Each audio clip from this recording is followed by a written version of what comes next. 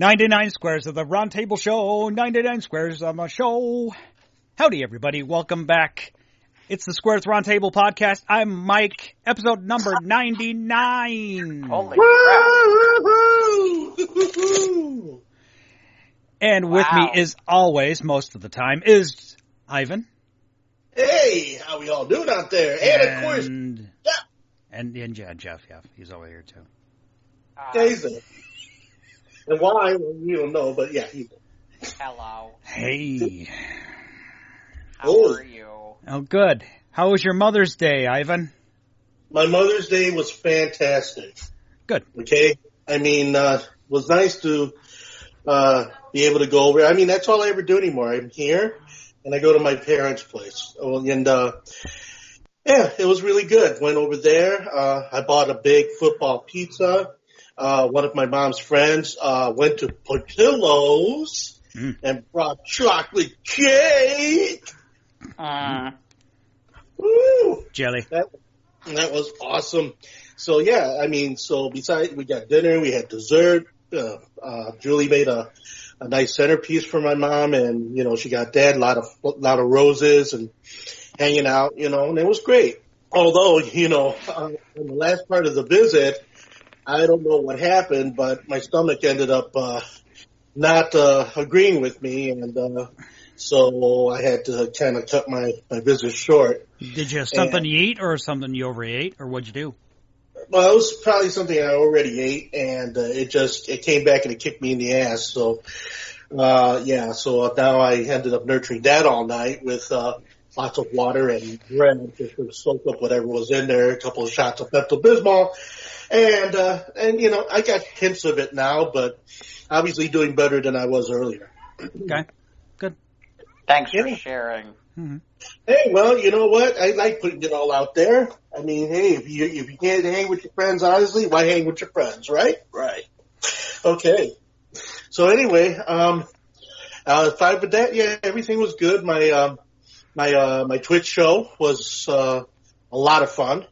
I'll bet that it had its fair share of glitches in it, and but you know, was things that I could rectify right on the run. I mean, that's what you're trained for. Remember? So wait, you had a glitch on Twitch? I had a glitch on Twitch. You're right. I had several glitches on Twitch. Sounds like a Stitch. Yeah. Well, speaking of Stitch, they have one at Build-A-Bear, and I want it. I want it. What do you want? I want the Stitch at Build-A-Bear. Stitch that's on Build-A-Bear. Yes. Oh, that's Stitch. Okay. Thing is, was I'm that confused. I'm like, what? Where are we going here? Oh, Yes, but you don't know about Leo Stitch? Stitch. Yeah, I love Lilo and Stitch. Stitch is my boy. Oh, Yeah. That's a bitch. Give me a tattoo. Yes.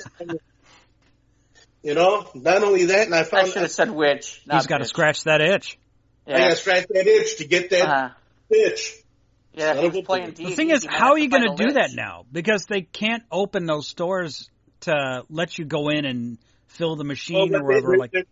You can order them now, and they'll do everything for you, and then they'll ship it to you. Because you can select a level of firmness to the plush Right. toy. What? Well, that's, you know, and I'm sure they Don't know. turn it into a six. Don't turn it into a perverted thing, Jeff.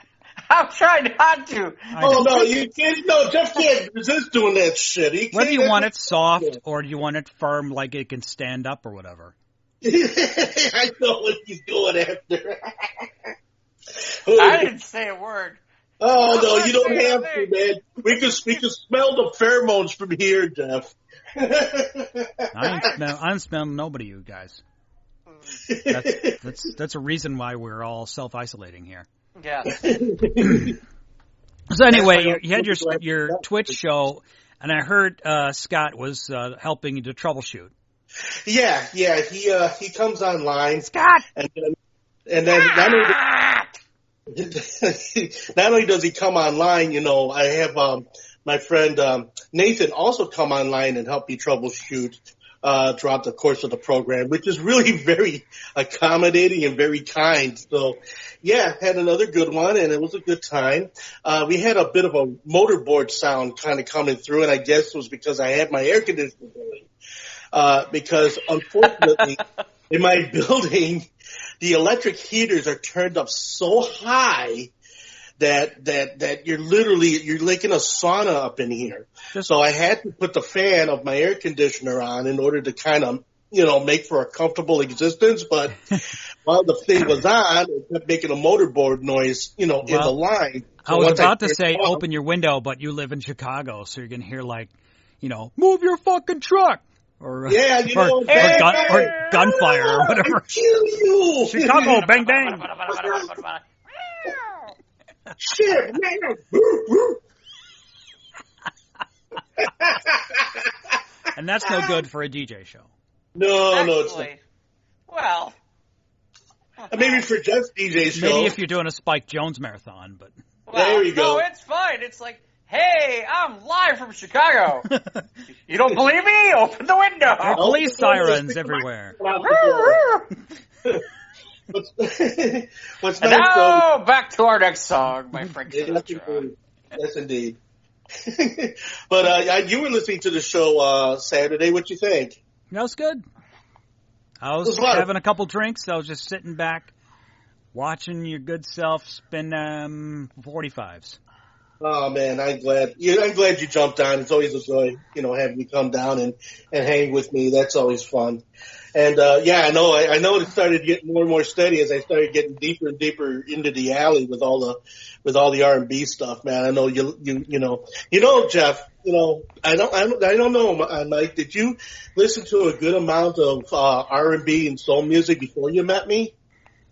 Not really. Yeah, I think I might have inadvertently given Mike kind of an ad hoc education in, being a soul boy and an R&B man. Well, sitting in on all those old shows back in the 90s. Hey, Mike is fine. He knows Slick from the WWE, so he knows about Jive Soul Bro. He was fine. That's right. So, yeah, Jeff, how was your weekend? How was your Mother's Day weekend? It was okay. I did with his mama. Yeah, well, it's not like I didn't have a choice. It's kind of like, okay, we're stuck here, Where do you want to go? I don't know. We're going to be stuck here. What do we do? We picked up from Elwood's, which is the Let Us Entertain You place, and they had they have Jake there? They had buttermilk fried chicken. It was pretty good. And then they had potato. They included potatoes and and corn and a biscuit. And then we went and got some. We got some. We got a salad that was with that too. We picked up. And then honestly, she had stuff that she wanted to watch on her DVR, and she blessed me with, yes, I can go watch the WWE pay-per-view that night. So, okay, I decided I would do that. But, Yay. All right. But, cool. So, yeah, I watched the WWE pay-per-view that was incredibly shorter than I imagined it to be. And, was it like an hour or hour and a half? What was it? It was like 2.5 hours. 2.5? 2.5. Usually they're like at least 4 hours. Some of them are even longer than that. And I'm was it pre-recorded? So it's pretty much all pre-recorded at this point. Yeah. But I was really surprised because they had this. The only reason I wanted to watch it is they actually had an interesting idea, which is, so they have this match that they call Money in the Bank. And normally what they do in the match is they have Money in the Bank. They have a suitcase. They have a suitcase that's suspended above the ring, and you gotta take a ladder and go up and go get it. And essentially what it's good for is a title shot that you can get anytime, any place, anywhere on any title. So didn't Ted DiBiase start with this kind of thing? Didn't he do like a money kind of thing? Yeah, but this is different. Okay, it's different. This is different. He had his own belt. But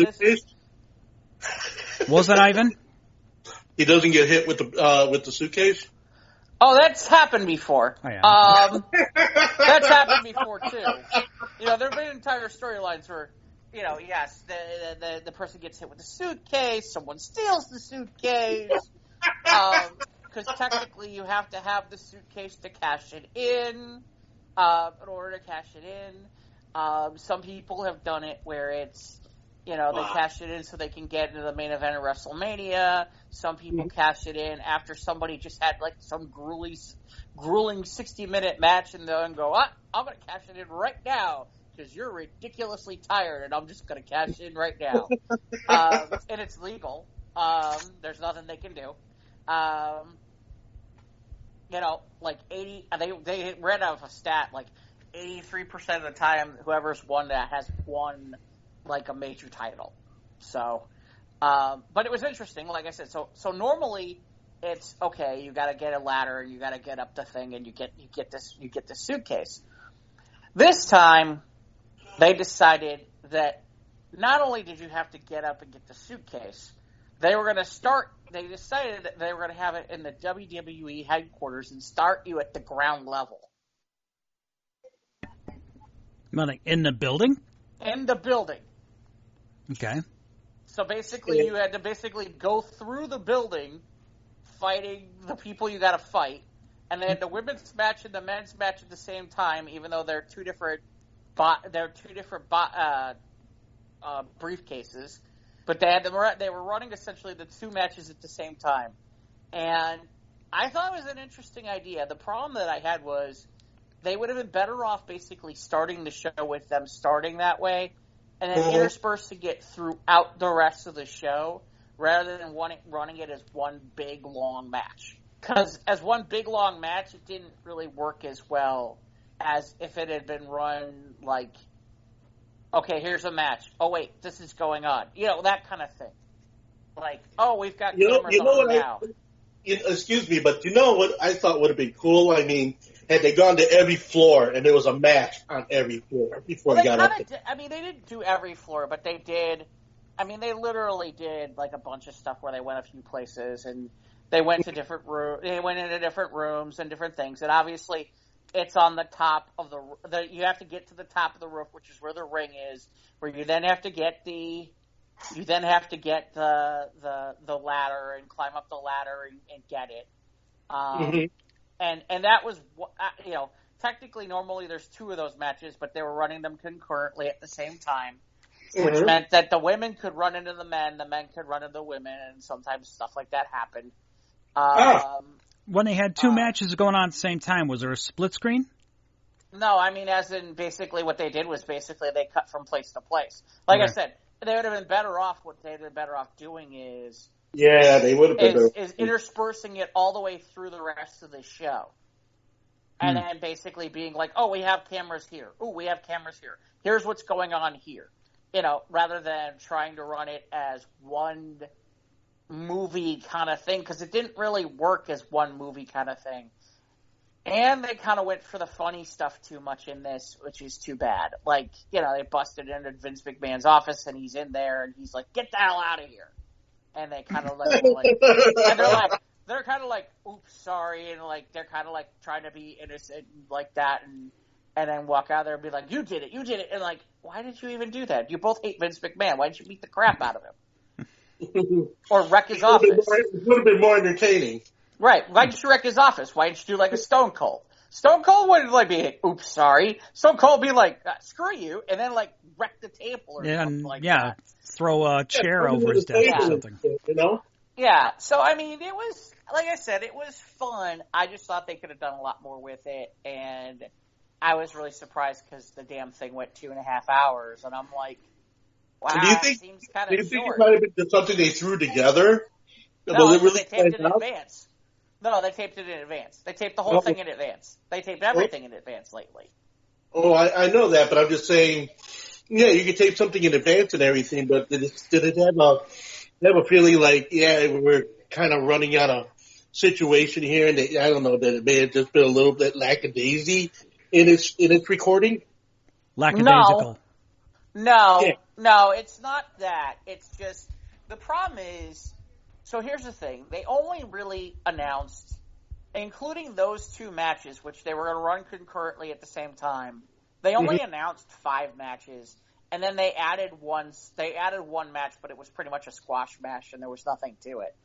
So basically, if you figure out, like, some of like the pre-intro stuff and the intros and all that stuff like that, depending on how long each match is, you only had, by 8 o'clock they ran all the other matches first, so they were done by 8 o'clock. I'm like, what are you gonna do for is this thing gonna run 45 minutes to an hour? And I'm like, nope, it was done in a half an hour. They only had a half hour worth of stuff, and you know what? Really, in reality, a half-hour stuff wouldn't have been bad, but they needed more matches on the card. Like I said, they didn't need more. It needed more meat on its bones. Yeah, right, exactly. Well, in these times, they gotta just spread it a little thin, maybe, huh? Yeah, but this is thinner than normal. I mean, in other words, paper cuts at the butcher. Yeah, well, I mean, in fairness, I've never seen a pay-per-view less than 3 hours. For the WWE. Now you have. Well, now I have. Yeah. Well, now I have. Yeah. I mean, in fairness, like I said, I like the idea. I like the concept of what they were trying to do because at least it's something different. But, unfortunately to me, I just feel like it, especially because it's 2 matches. Basically, essentially, if it went 30 minutes, that means it went 15 for each. Versus normally it might have gone 20 to 30 for each of them. Right. So to me, I'm like, you got to put a little more meat on the bones for that. But I get why, which is they ran it more like a movie type thing and filmed it and such. So there's a lot less spectacle. Well, just as much spectacle, just didn't feel like a pay-per-view event. Now, did you? Yeah, in other words, there was a difference in it. Well, it's not that it didn't feel like a pay-per-view event. It's just, and the other problem is that the other matches that occurred, they're really, I mean, before the matches even started, I'm like, okay, that team's going to win. That person's going to win. This person's going to win. I mean, when you can say with certainty who's going to win in every other match, okay, that means that there's nothing really going on, if you know what I mean. There's no, I mean, don't get me wrong, the wrestling can be great, but if there's no element of actually believing that individual has a shot in hell, okay, what are we watching here? Or so basically, it lacked the storytelling and moving story forward. What are you saying, Ivan? It says it lacked odds. The odds between the different wrestlers. It lacked odds.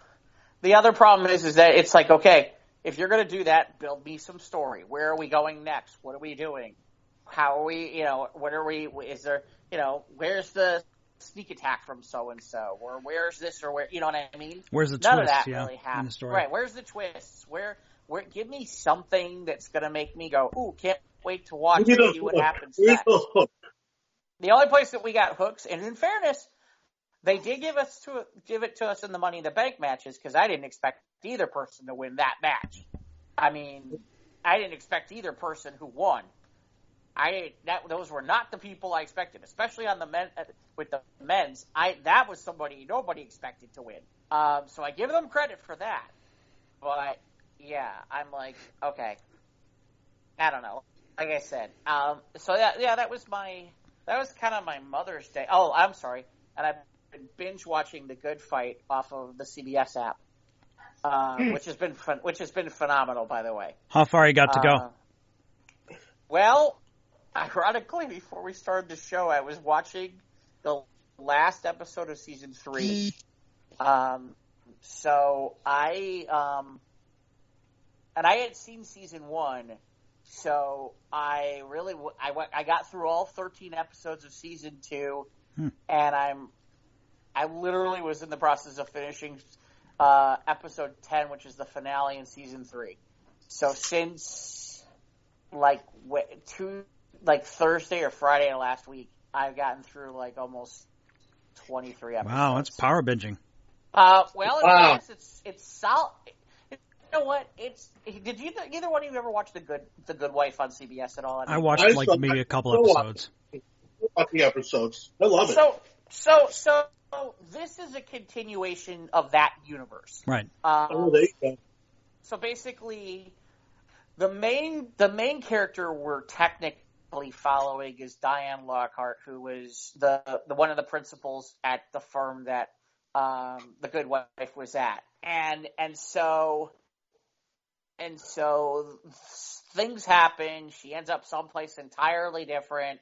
We have one other person who was from the previous show that kind of ends up there in terms of a regular cast member. Otherwise, we get a lot of new cast people, a lot of new names, a lot of new faces. You get the idea. And they do. The interesting part is what makes it sort of work is the people that they pull in other ways and other places from previous continuity, from the Good Wife, like little side silly characters like, okay, they used to have certain judges. Well, okay, they brought all those people back to play judges. Like, for example, they had somebody who was the head of, like, the Democratic Party in Illinois. Well, okay, they brought the same guy back who played it in The Good Wife, if you get the idea.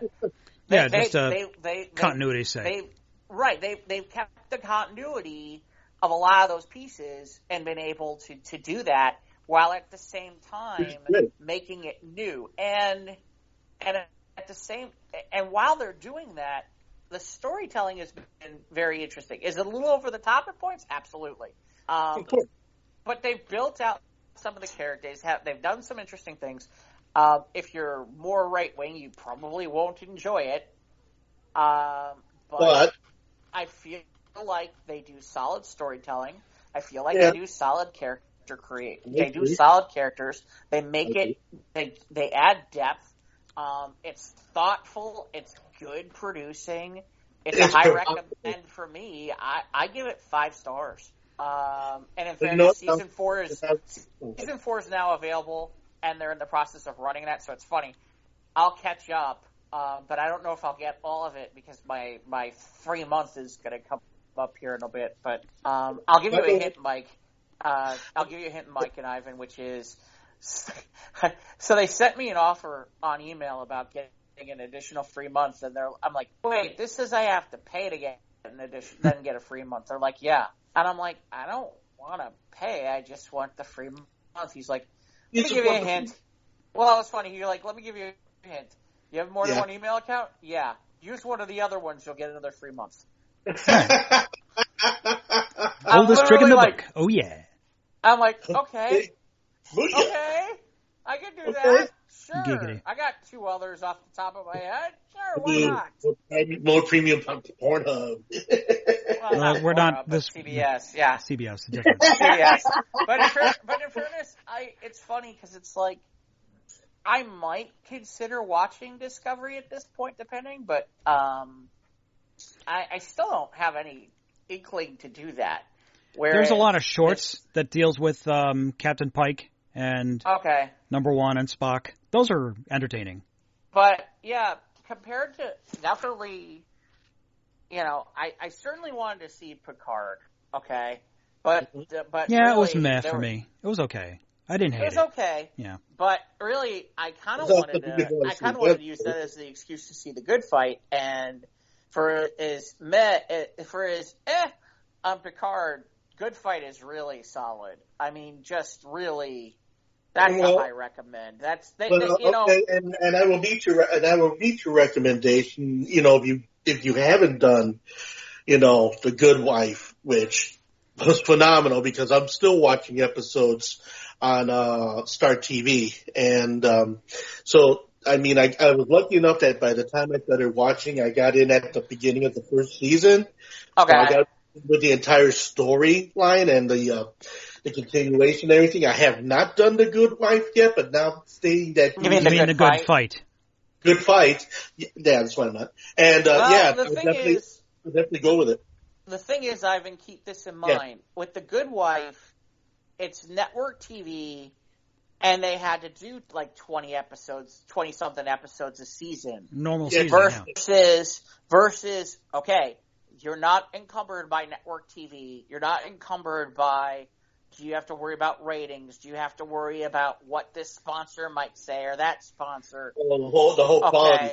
There's less episodes. They can take their time more on the quality of them. If you thought the quality was good on The Good Wife, The good fight takes it up another notch. 2 or 3 notches. Yeah. All right, okay, I'll take that. Yeah, it's definitely worth it. It helps. You don't have to have The Good Wife as a background, but if you have it, you'll get some of the other stuff and catch some of the other jokes. Like there's this one woman who was kind of working with them from the DNC, and at one point she takes a call and she's talking. And I don't want to. I guess I could kind of spoil it for Ivan. She's talking to the governor of the state of Illinois. She's like, "Oh, hi, Peter. How are you?" And that's Peter Florrick. Peter Florrick, right? Yeah, Peter Florrick, who's the husband of Alicia Florrick. But those little things like that they still, they don't have Christopher North on, and yet there he gets referenced again. Or they haven't had what's his name on who plays Eli Gold yet, but they have the daughters on that show. And, that's gonna be cool. The daughter, okay, yeah, his daughters on the show was playing from The Good Wife. Right, but now she's on the other show as a regular. Okay, that's great. I am curious if at some point we'll ever see certain characters, certain people return. Supposedly Julianne Margulies' comment has been, the only reason I haven't returned is that they won't pay my fee. Yeah, because they won't pay my fee to do it. Alicia Florrick, she was great. She was great in the first series, and was a strong character. And what's she holding out for? What's she doing now? I don't know. That's a good question. Maybe in fairness, at this point she's does she do a lot of producing too? She might. I don't know off the top of my head, but in fairness, between Good Wife and ER, she's making a good amount of change just by sitting around in the house and waiting for the right projects for the right money. She can make her choices now. Yeah. Because of the money she's made off the whole series. Right, and I don't know what else she's done. She was in The Sopranos towards the end. Was she? I think she was one of Christopher's girlfriends. Hold on, now I gotta check this out. Anyway, so you can check that out. My Mother's Day was easy. Had to go out in the snow. Did you get any snow Sunday, Jeff? No. But we got rain. We got rain mixed with snow yesterday afternoon. Yep. So I was out in 37 degrees in rain mixed with snow, cooking steaks on the grill in the backyard because mom wanted steaks for dinner. So I'm like, okay. Awesome. That's so awesome. Mm-hmm. They were good steaks. Cool. They were good cuts of beef. It was good. Okay, you know what else I found out on Mother's Day? I found out that cooking and cleaning are not two cities in China. Right. So where'd you get the cuts from, man? Oh, just from the regular Jewel, Osco. Wow. Yeah, because I know you send the post when you out there with the grill. Although we got a butcher that's been open for about a year and a half now. It's in downtown here. Oh, and of course the big news of Friday was when the McHenry Outdoor Theater opened Friday. Oh, I saw the pictures. Too much revelry and WGN had their news chopper overhead. Yeah, wow. I saw. That was insane. Yeah. Yeah, that's crazy. For the record, Juliana Margulies has been actually quite busy since The Good Wife ended. I had forgotten she had done The Upside with Kevin Hart and Bryan Cranston, which is a solid movie. Oh yeah. I'd forgotten about that. Then she did the short run series on, I think it was AMC, that Dietland show that was controversial that I only did one season. There's some sort of mini-series that she did in 2019 called The Hot Zone. And then my understanding is she's done 3 episodes of that show Billions that's been popular, but I've not seen it. I think my family's watching it. I've heard good things. I've not seen it, but I've heard good things. Yeah. In fairness, she's been busy. So the answer is yes, she's got something. She's got other things where they're paying her fee. So, right. Right. Well, unless we're looking to surpass it, she's not coming back anytime soon. I'm not. Oh yeah, here's Sopranos. Yeah. 4 episodes of The Sopranos. So yeah, between Sopranos money and ER money and the Good no, Wife she's getting money, residuals from those 15 years ago or whatever. Jeez, I didn't realize that she was on Snakes in a Plane. Wow. I didn't realize that. She was on Snakes on the Plane with Samuel L. Jackson. Sam That's Jackson. hysterical. Samuel L. Jackson, oh my God. I have yet to see that, though. Have you guys seen that? What, Snakes on the Plane? Snakes on the Plane, yeah. I have not seen it. Nearby, man. It sounds like I don't have to. I mean, how much do you really have to do? I mean, it's basically Samuel L. Jackson sitting there the entire going, there are snakes on the motherfucking plane. That's all he does the entire thing. I think, but the thing is, I don't think it's rated R. I think it's PG-13, so you don't get the MF bomb. Oh, I thought that he did. I thought, is it R or PG-13? I have to look that up. I'll have to look that up on the internet sometime. Oh, the internets. We like the internets. Yeah, so let's see, what else did I do? Yeah, it's been slow. Well, that's how you said, work's continuing to kick my ass. Dealing with the unmasked fools. I feel as though that my idea to you was a good one. Which is, we get somebody to have eaten like $50 worth of Taco Bell. Yeah. And then we put them, we basically hold them down, and somebody just basically, that person goes and farts on their head. Now, in fairness, I've been told, because I threw this idea out there on my Facebook wall, that there might be the fear of collateral damage, so we do need to figure that one out. Well, we might have some wipes on hand in case something happens. Well, the point being that there's going to be a radius factor in the explosion that comes out of the butt. In terms of smell, the spray factor. Not to mention, you got to be nervous about somebody because you don't want any. Lights a match. With the Hershey World. You're worried about droplets. You ain't seen nothing yet. Okay, they're coming at you. Right. So, it's been not bad so far. Like I said, I miss hanging out with my buds, man. That's at least I could see Ivan on Twitch, and I can pretend I'm there with you while I'm watching Ivan spin his records. Yay!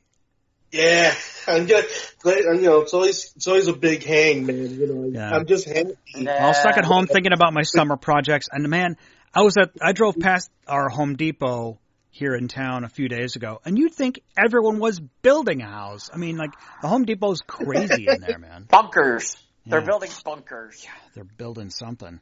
They're building bunkers. There's all kinds of projects to get out of their homes. People just stir crazy. People are done. And it's just it's grating on everyone. Well, I just kind of laugh because it's like, all those people who sat there and said that they could live in the middle of nowhere. Yeah, all these preppers. Yeah, they'd be all like, I can survive the apocalypse. And when the Great Clips closes down, they'd be like, my freedoms. Oh my God, I don't got. I could use a trip to Great Clips right now. I got like the silver wings on the side of my ears. I look like Grandpa Munster. Okay. Yeah, I haven't been willing to go do that to myself for any way, shape, or form. I'm not about. You're not going to self-haircut? Yeah. I've done it. I've done the Go Flobies. I've done the self-haircut. I mean, I asked you, I said, sweetheart, think you can help me out here? Oh, yeah, sure. Have you ever done it before? Well, no, but. That'd be a great live stream for episode 100. So here's the thing. He actually did a relatively nice job on it for someone who's never done it before. It was really good. And then, of course, my mom, we went over to see my mom, and my mother looks at me and goes, you need to take some more off, son. I do hair cutting, too. Like, everybody wants to cut the hair because there's a lot of hair. You're like Samson. Ivan's like Samson. Did they give you a bikini wax too while you were out? Or no? I had my nails done, my pedicure, seriously. I get the water, and I got the nice Taiwanese lady going, oh, you got such hard feet, and, everything else. Okay, what? Sure. Got such hard feet. What? Oh, you have some hard feet. Harsh. Feet. I think you said harsh. Harsh. Oh, did he say harsh? Okay. Harsh feet. Oh, you have some harsh feet. Okay. Got it. Jeff thought he heard something else. Why do you have hard? What does it matter if you have hard feet or not? What are you talking about? Well, you know, I'm sure you've done the pedicure thing, haven't you? Oh, well, no. You've never done the pedicure No, I've thing? never gotten a no. pedicure. No. Oh, man. Okay. I'm double jointed, so I'm still able to contort my legs, so I can still reach them easily and cut my own toenails. Well, you know, I mean, before this whole, thing, and it was the longest time, but the last time I went, and the fact that I could go ahead and soak my feet in, plus 100 degree, hot water and everything like that, and I got a whirlpool happening around my feet, softens everything up, and then she comes with this thing that resembles a cheese grater, just takes whatever off the bottom of your feet until you're smooth, and then right down to every hangnail and every funky mistake you made by cutting your own nails and shit. Me cannot do it.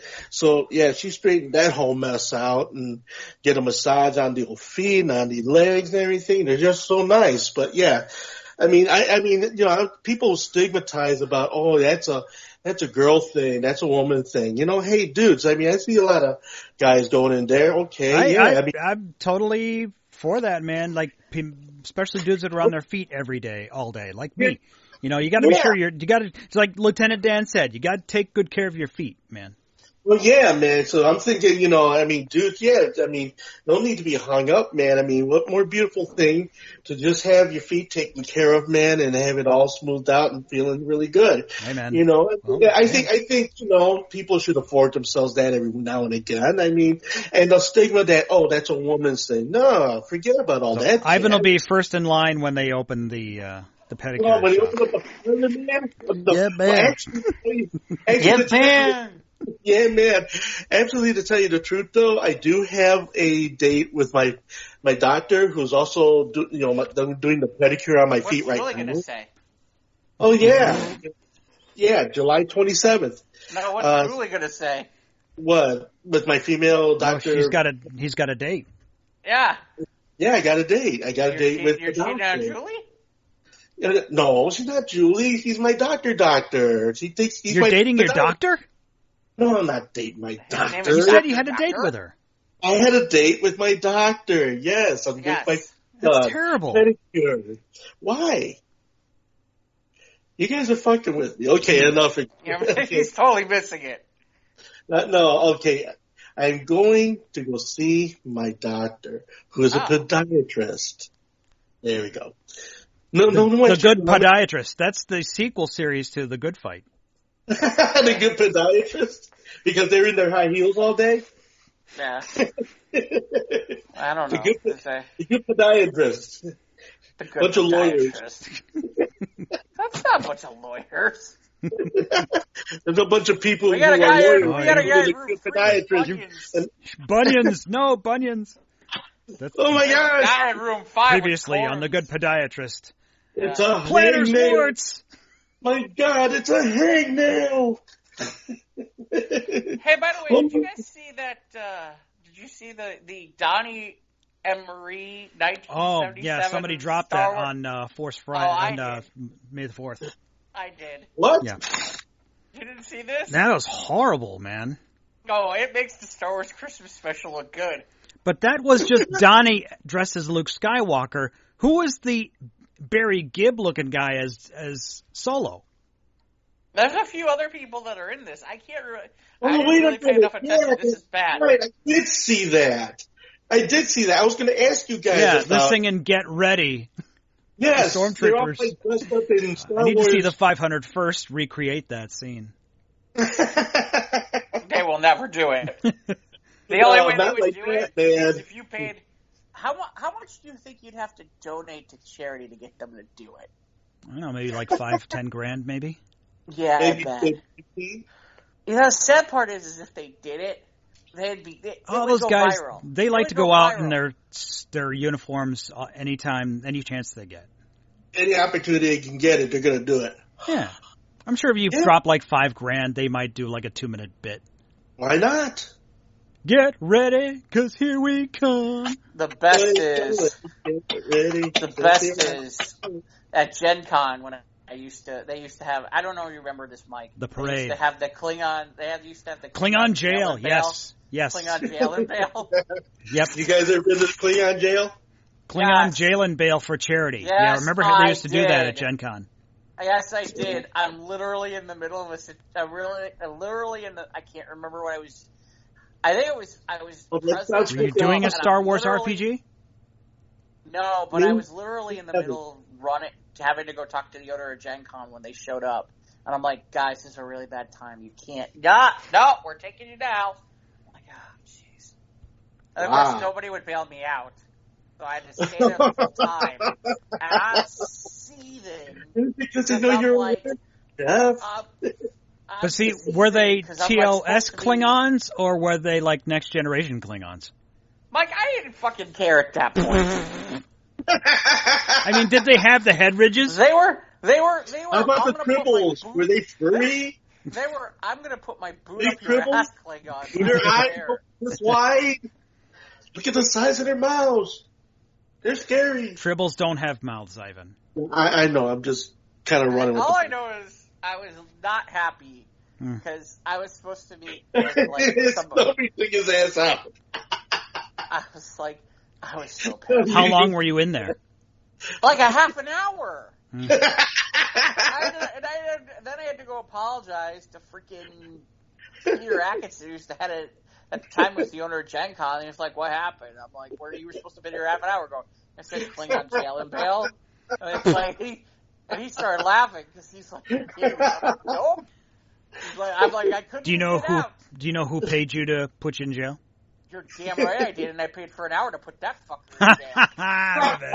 Nice. Turnabout is fair play. Turnabout is fair play. Actually, I found out it was more than one. I put them all in jail for an hour, but I was smart enough not to put them all in jail at the same time. So talk to each other.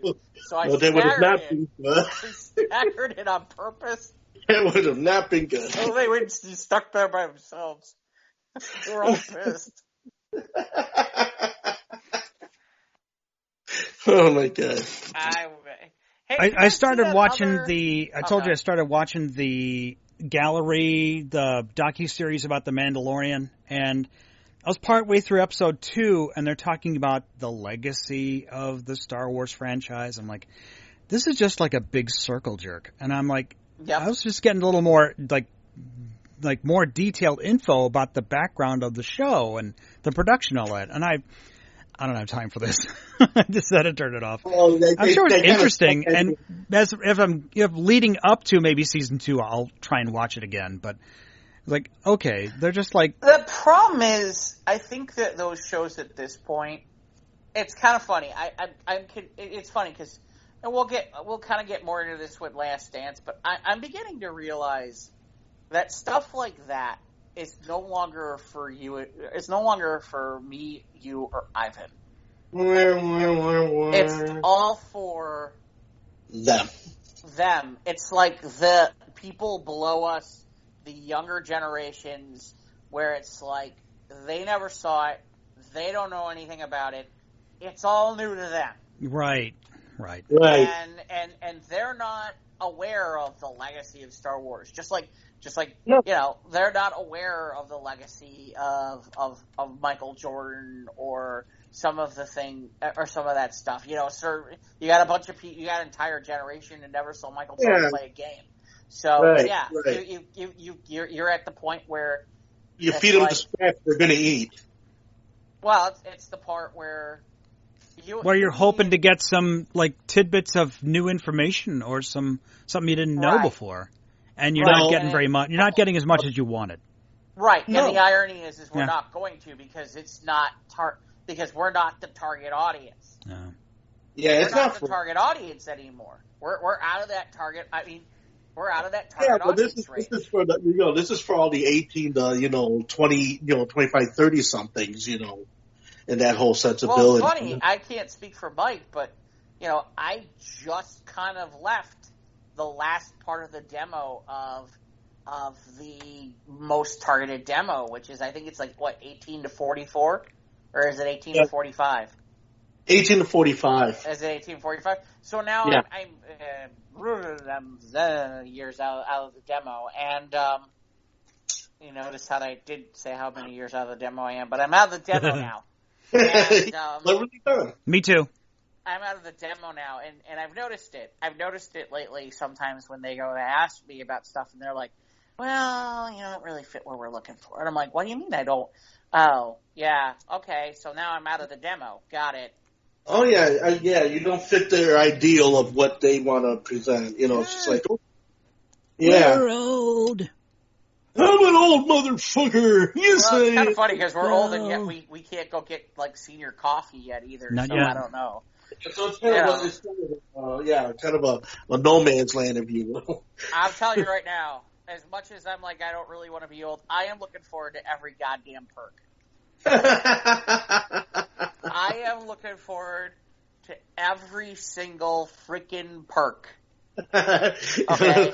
the ones that I tend to enjoy every now and again. Absolutely. They're not. What's the senior price for that? How much you get? I don't care. Screw you. Give me everything cheap. Senior discount, here I come. Yeah. Hey, you know what? You're going to call me old? Fine. I'm going to take every damn dollar. I'm taking the perks. Okay, you're going to put me in that bag. All right, you know what? I want the fucking $5 discount for the theater. I want my 20% with my coffee. And I want the 10% for the donut. And I want to get the coupons in the mailbox so I can go ahead and sort out my day. See how much more I can put in my pocket. No, I don't know about the coupons. That's too much work.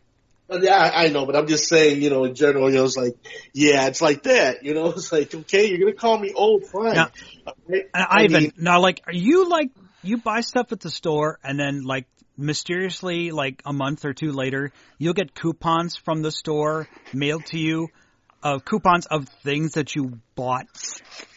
Have you ever had that? Yes. Yes, that is creepy, man. Like I got like from Meijer, I got like a coupon book like a couple weeks ago, and it's pretty much like a coupon for every fucking thing I bought like 2 months ago. It's like, yeah, the cheese and cat food and that's weird, man. That's I bought new headphones. Bought new headphones, right? Yeah. I swear to God, every freaking other ad has been about headphones. Okay, here's this on Facebook. And every other ad is either headphones or, by the way, now every other ad is CBS All Access. I'm like, come on, guys. Yeah. No, I mean, that did the same thing. Last night I was watching the Time Life. They had the Burt Sugarman midnight special of Soul. Fucking fantastic set, by the way. All I know is, I'm watching the ad on TV. Okay, I punched the numbers in my phone and I was entertaining the thought of actually going through with it. I said, okay, wait a minute. So I went off of there, went into the site, filled out all the information, card number and all that. And then I just decided, wait a minute, maybe not just now. And I put out all of the information. I, took it off, deleted it. Did you know that I went on my fucking telephone on Facebook? They already had more ads about the Time Life series things that they were selling? Yep. Google and Facebook and YouTube, they use all that stuff. It's all out there. Selling your information. The trick is, what you really need to do is go on find a way to get on somebody's computer you don't like, and then be looking at, like, gay porn or something like that. Yeah, like dildos or something. Yeah, stuff like that, or like pantyhose or some crap. Like, watch that person and be like, feminine hygiene products. Yeah, hygiene products. Yeah. Watch the person be like, what am I getting this for? How am I getting these ads for? Why am I getting ads for transsexual dating? What the hell? Nylon or polyester? I mean, it just is weird, man. I know, but it's fucked up. You sit there, not even, and especially in the electronic media, which it does, they do this stuff in like minutes and shit, I'm like. Try seconds. Seconds. Okay, being generous. And then, of course, in the paper world, and it's happening in that situation too, shit, that's crazy. but it does exist. They sent me coupons from pretty much everything I bought. Like, we say you bought like the Sargento sliced cheddar cheese. Well, here's a coupon for it. I'm like, holy crap. Yeah. Yeah, and how do they know this shit? Because they're connected to all this shit. Yeah, it's weird. Hey, I did want to, not to change it, but I do kind of want to go someplace, which is, we did lose kind of, at least in my opinion. I'm always nervous when I say things like this, like when I'm about to call somebody a major music icon, because then Ivan will come in and sit there and say, that's not a major music icon, blah, blah, blah, blah, blah. No, dude, is it? We did lose Little Richard over the weekend, over this past week. Huge, man. Yeah. Little Richard is the fucking dude. He's the one that drew the lines, man. Not to mention the fact motherfucker could go out there and be himself. We're all going to have a gay time when it wasn't acceptable to be a gay time. Okay, that is one brave thing, man. Okay, I have tall respect for Little Richard. Tall respect. Okay, the fact that he was doing all that crazy shit, in 1951, about a whole 5 years before Elvis Presley knew what hit him. Okay, and here's, Richard Penniman on RCA Victor in 1951 cutting up all of that 4 singles worth that he did up in that movie. And then he came on the scene.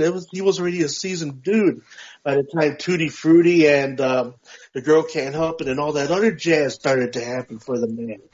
Not to mention that the well-known secret, everybody kept a lot of that well-known secret for decades. And mad respect for Little Richard. Mad respect. He was 87. Yep. 87, man. And I'll tell you, and he worked those 87 years. Yeah. Yeah, I'm trying to think. I mean, the last time I saw him live on television, it was for like one of the 4th of July celebrations at Washington, D.C., and he was in a wheelchair, and he was not looking very good. But he did play the piano for like at least 1 or 2 songs, and then that was it. Well, let me see. The one time that I thought was impressive was when he was in the movie Down and Out in Beverly Hills. Yeah, with Richard Dreyfuss. Yeah.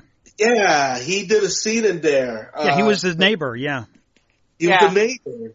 And he played the song, Good Gosh Almighty. It's a mad soundtrack. You ought to go on YouTube and check it out. I remember watching it years ago. No, that's the one where whatchamacallit that song? You may find yourself in a beautiful house. Yeah, Talking Heads. Yeah, how did I get here? That one. Oh yeah, yep. With Nick Nolte and Richard Dreyfuss. Yeah, it's that's good right. film. And Bette Midler. Yeah, Bette Midler. Yeah, as the wife. Funny. I like the one line she said in the movie. And vodka comes from a potato. That movie in some ways is one of those movies that gets forgotten. And the interesting part about it is, Richard Dreyfuss had kind of been his career had kind of died, and Bette Midler's career had kind of died too. Well, they were kind of at that point where, the younger stars were doing bigger things, and so they end up making a few bad decisions and come out in some rather mediocre movies. But, that's inherent to anybody in Hollywood. Yeah. So Little Richard, rest in peace. I played Long Tall Sally the other day in the truck. It was funny. The only reason I mentioned is it's interesting because that movie basically relaunched careers for like Richard Dreyfuss and Bette Midler, and that I'm aware of, it's probably Little Richard's most well-known acting spot. Yeah, and of course, the fact he got the song in the soundtrack, he did the scene. Mm-hmm. I mean, that guy was still pounding hard at that point, man. It was like, wow. To see him like that was a beautiful thing. I never got to see him live. I've seen him on television lots of times, just like watching out for clips and stuff on YouTube and stuff like that. Yeah, apparently he did us, Weird Al has made some words for him because, apparently James Brown, Little Richard, and Weird Al Yankovic did a Celebrity Wheel of Fortune one time. No way. Way. Oh, there's got to be Hold video. on. Really? Yes, gotta they be did. video for that. Fuck Hold yeah. on a second. There's No. gotta be Wait. video. Wait. Come on. Hold on. So Weird Al had some kind words for him. I had no idea until you said it that Little even... Richard, who else was it? James Brown and Weird Al. Wow. No way. Yeah, and there's a picture of the. You go to Weird Al's Twitter. There's a picture of the three of them with Pat Sajak. Wow. Yep, here it is, 1994. Holy shit. But everybody was at their prime. Well, Wow. no, 94 wasn't exactly prime. But Not for James, yeah. Well, Not for James, James. James Really was still not rocking in for '94. And, yeah. That's really funny. Wow. I did not know that. Can we That's get that great. clip to our page? We should Yeah, send that. hold on. I might be able to do. Well, I'll figure out a way. Just go to Weird Al's Facebook or Twitter, and you'll see Well, that. the he- whole episode's on Daily Motion. Okay, you could probably find either that or on YouTube. Yeah, well, like I said, it's on. It's out there. Yeah. Wow, that's cool. No, I gotta see that. That I had not been aware of. Me neither, man. Okay? Seriously. Trying to think what we. Other I news. feel like I think we got some. We lost Ben Stiller's dad. Yeah, and then we lost Marty Pasco today too. NBC lost Betty Wright and Yvonne Baker. By the way, FYI, Marty Pasco is the co-writer, and I don't know if you've seen this one, but I'm assuming Mike has. Marty Pasco is the co-writer of Batman: Mask of the Phantasm. Okay. And that is pinnacle of WB Batman the Animated Series. Yeah, well, and that's, in fairness, for a long time, if you asked what was the best animated superhero film ever made, A lot of people that say was it. Yeah. That was it. And in some ways, it's still probably in the top 5. So it holds up over time. Oh yeah, it's Batman TAS. So yeah, that's some good shit. Well, and it was released in the theaters. It wasn't. Yeah, it was. It had a a theatrical run. I remember that. It had a theatrical run. I mean, yeah, because I dig the Warner Brother releases on those cartoons, man. Let me tell you, the set designs, especially the writing. I might next week. I think that Apocalypse War drops next week. I think I might watch that. Is it? Yeah. Okay. At least on digital. So maybe I'll watch it. Apparently, San Diego's talking about doing a virtual convention, but they're not giving any details yet. Okay. Well, you'd think all the other companies that go to plug their trailers or new shows or something, you think they would do it separately. But if San Diego Comic-Con wants to do their own, then okay. That makes sense. One more option. I mean, there's enough for everybody, right? Oh, yeah. In theory, the biggest thing is going to be bandwidth. I mean, yeah. I mean, they made a joke about there's going to be no lines. Yeah. Badges for all, no lines. Yeah, and cheap snacks too. And they mentioned about cheap snacks. Cheap concessions, right? Yeah, you don't have to wait in line. There's the drawing point. You don't have to wait in line 36 hours to see Kevin Smith or some shit like that. Yeah. It's instantaneous, I think the other interesting thing was, so I guess there's talk out there now, Amazon might buy AMC. There was talk, I've heard. I wouldn't be surprised Amazon's buying everything just like how Disney's buying everything. Well, Disney's in trouble right now, but Amazon's doing real good because of the quarantine. Everyone's... Yeah. Well, yeah, because it's right now a striking point. Yeah. Yeah. Because if the quarantine wouldn't have been in place, it would have been the other way around. Right. Well, and you know what? In fairness, as much as it annoys me, yeah, if I was making phenomenal profits right now, and this is the time you invest in something. It's a buyer's market. It's a buyer's market. Yeah. It becomes wide open, man. It becomes the Wild West now. I'm just curious what Amazon would look. Amazon running AMC. I'm curious what that would look like. AMC Amazon. Yeah, well, no, I mean, I'm sure they'll incorporate the colors of their logo into their theater. Nah, maybe well, not. but like No? for example, they've Exactly. talked about like for They- example for Whole Foods, and I don't know if this is true because it's been a while since I've been in one, but they talked about like with Whole Foods where it was like, oh, if you have your Prime app and you have all that set up, you wouldn't even have to like go through. You could walk in, and essentially you wouldn't even have to go through a checkout. Everything you picked up would Right, it'd be like the Amazon store, right? Right, would just basically register, and then you could be like, okay, I got everything, goodbye. Yeah, you go through the archway, and it'll automatically just scan every item that's in your bag, and you just send to your account. Right. Amazing. Which makes me wonder, it's like, okay, what do you know, is that something that we could see, you know? I mean, if it could read information off the bags of my grocery, what makes you think it's not going to read off of the information in my wallet? Yeah, well, again, this is why sometimes I'm not so much, me personally, I'm not so much of a... Yeah, it's like these companies that want to put chips in your arm. Like, that's, I don't know, man. It's a little too... I don't want to be low-jacked. No, I'm sorry. I mean, the thought of that really, scares me. Some people be all like, it's the mark of the beast. Well, it's not that. It's just this little, just kind of dystopian kind of. Like, I don't have to carry a wallet anymore. All I have is just my bank account through my chip in my arm. Like, ooh. It's just like the movie Metropolis all over again, man. Or Johnny Mnemonic. Right. There you go. Everything's in his head, and it's like, okay, right. I got software and hardware in my head and everything, and you don't necessarily have to have cash or anything anymore.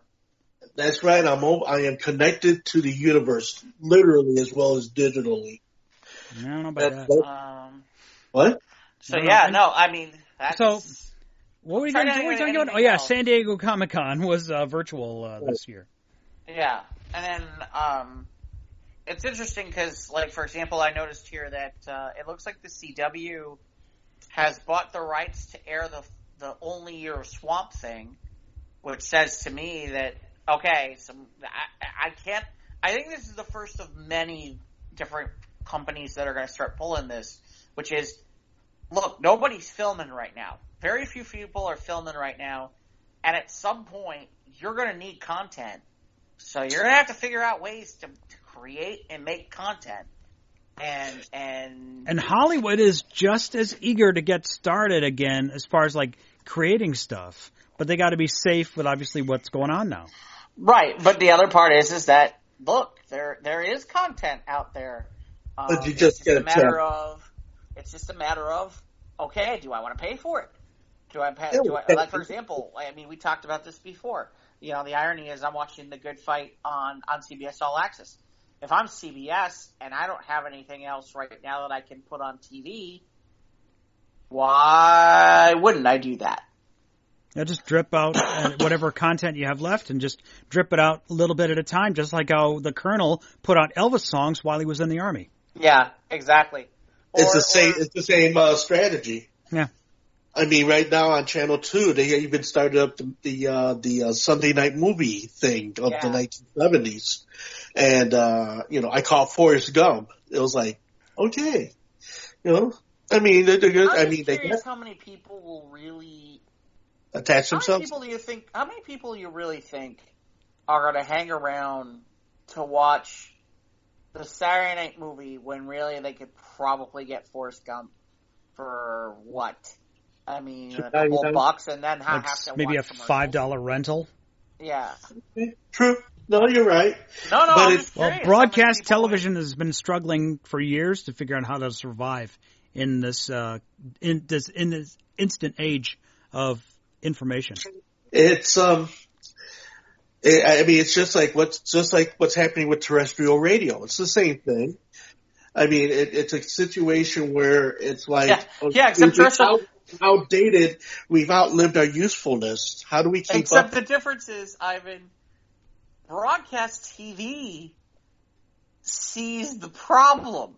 Terrestrial radio has their head in the sand And I You're don't right. want to admit that there's an issue. No, you're right, and I agree with you on this. I mean, I think the status of radio has lost the pulse of the people years ago. Okay, Oh yeah, we know this. Yeah. Okay, because it comes right down to the fact that we're dealing with the state and we're dealing with the city and everything. I don't think that's as big a problem as you think it is. Wait. Let me finish my point. My point is, okay, the small little radio stations that took care of the communities that they served. Yeah, local. The Highland Park, Deerfield, and then all that other stuff that we were in radio. Okay, yeah. So we're gonna go ahead and take these radio stations, turn them into cell towers, and start sucking them up. The cable companies and the phone companies are busy buying all of these little AM radio stations just to go ahead and pirate the signals and such. It's like, it comes right down to, radio, as far as an entertainment situation, has been holding on by the string for years. And then they try to change it all up, try to think they can add fresh blood. I mean, it's almost like you're beating a dead horse. Okay? Because it's just gotten to that point in the business of radio.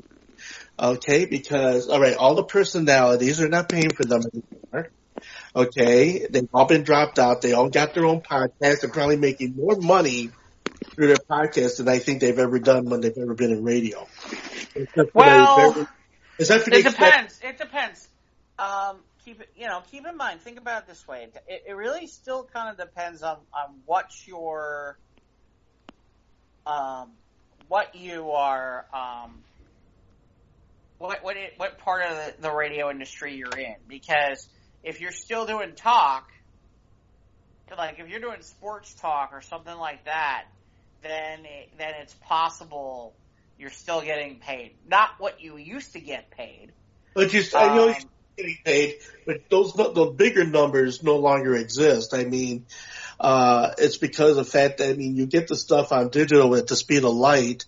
You're bypassing some things for other things, but the relevance of terrestrial radio, I think I even told Mike this, about 10, 15 years ago, I said, terrestrial radio, it's not gonna see any more of a future from here.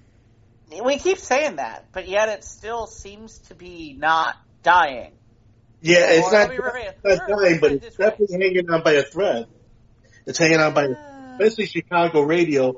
All right, I mean, after the massive hatchet job they did at WGN, okay, and then the cleaning up the slate of some of these other stations, which WGN was like the patriarch of radio stations here in the city, talk radio and whatever it was for like decades. And then they went through it, they gutted it, and it went clear to the bottom, according to Robert Feeder. So, like... I mean, but here's the thing. Yeah. I mean, there's still, yes, you're right. In some ways, what you've said is right. I mean, the amount of people making seven figures in this city, or at least in Chicago, as air talent as air talent. I mean, there might be one. There used to be. Almost 10. There used to be almost 10, and that day is long gone. Yeah, the internet fixed that shit. Well, not necessarily the internet. I can tell you what really fixed it. What really fixed it was when they moved to that other thing. What is it? Not the Arbitron box. The other thing that the people Nielsen? thingamabobber. Where Nielsen?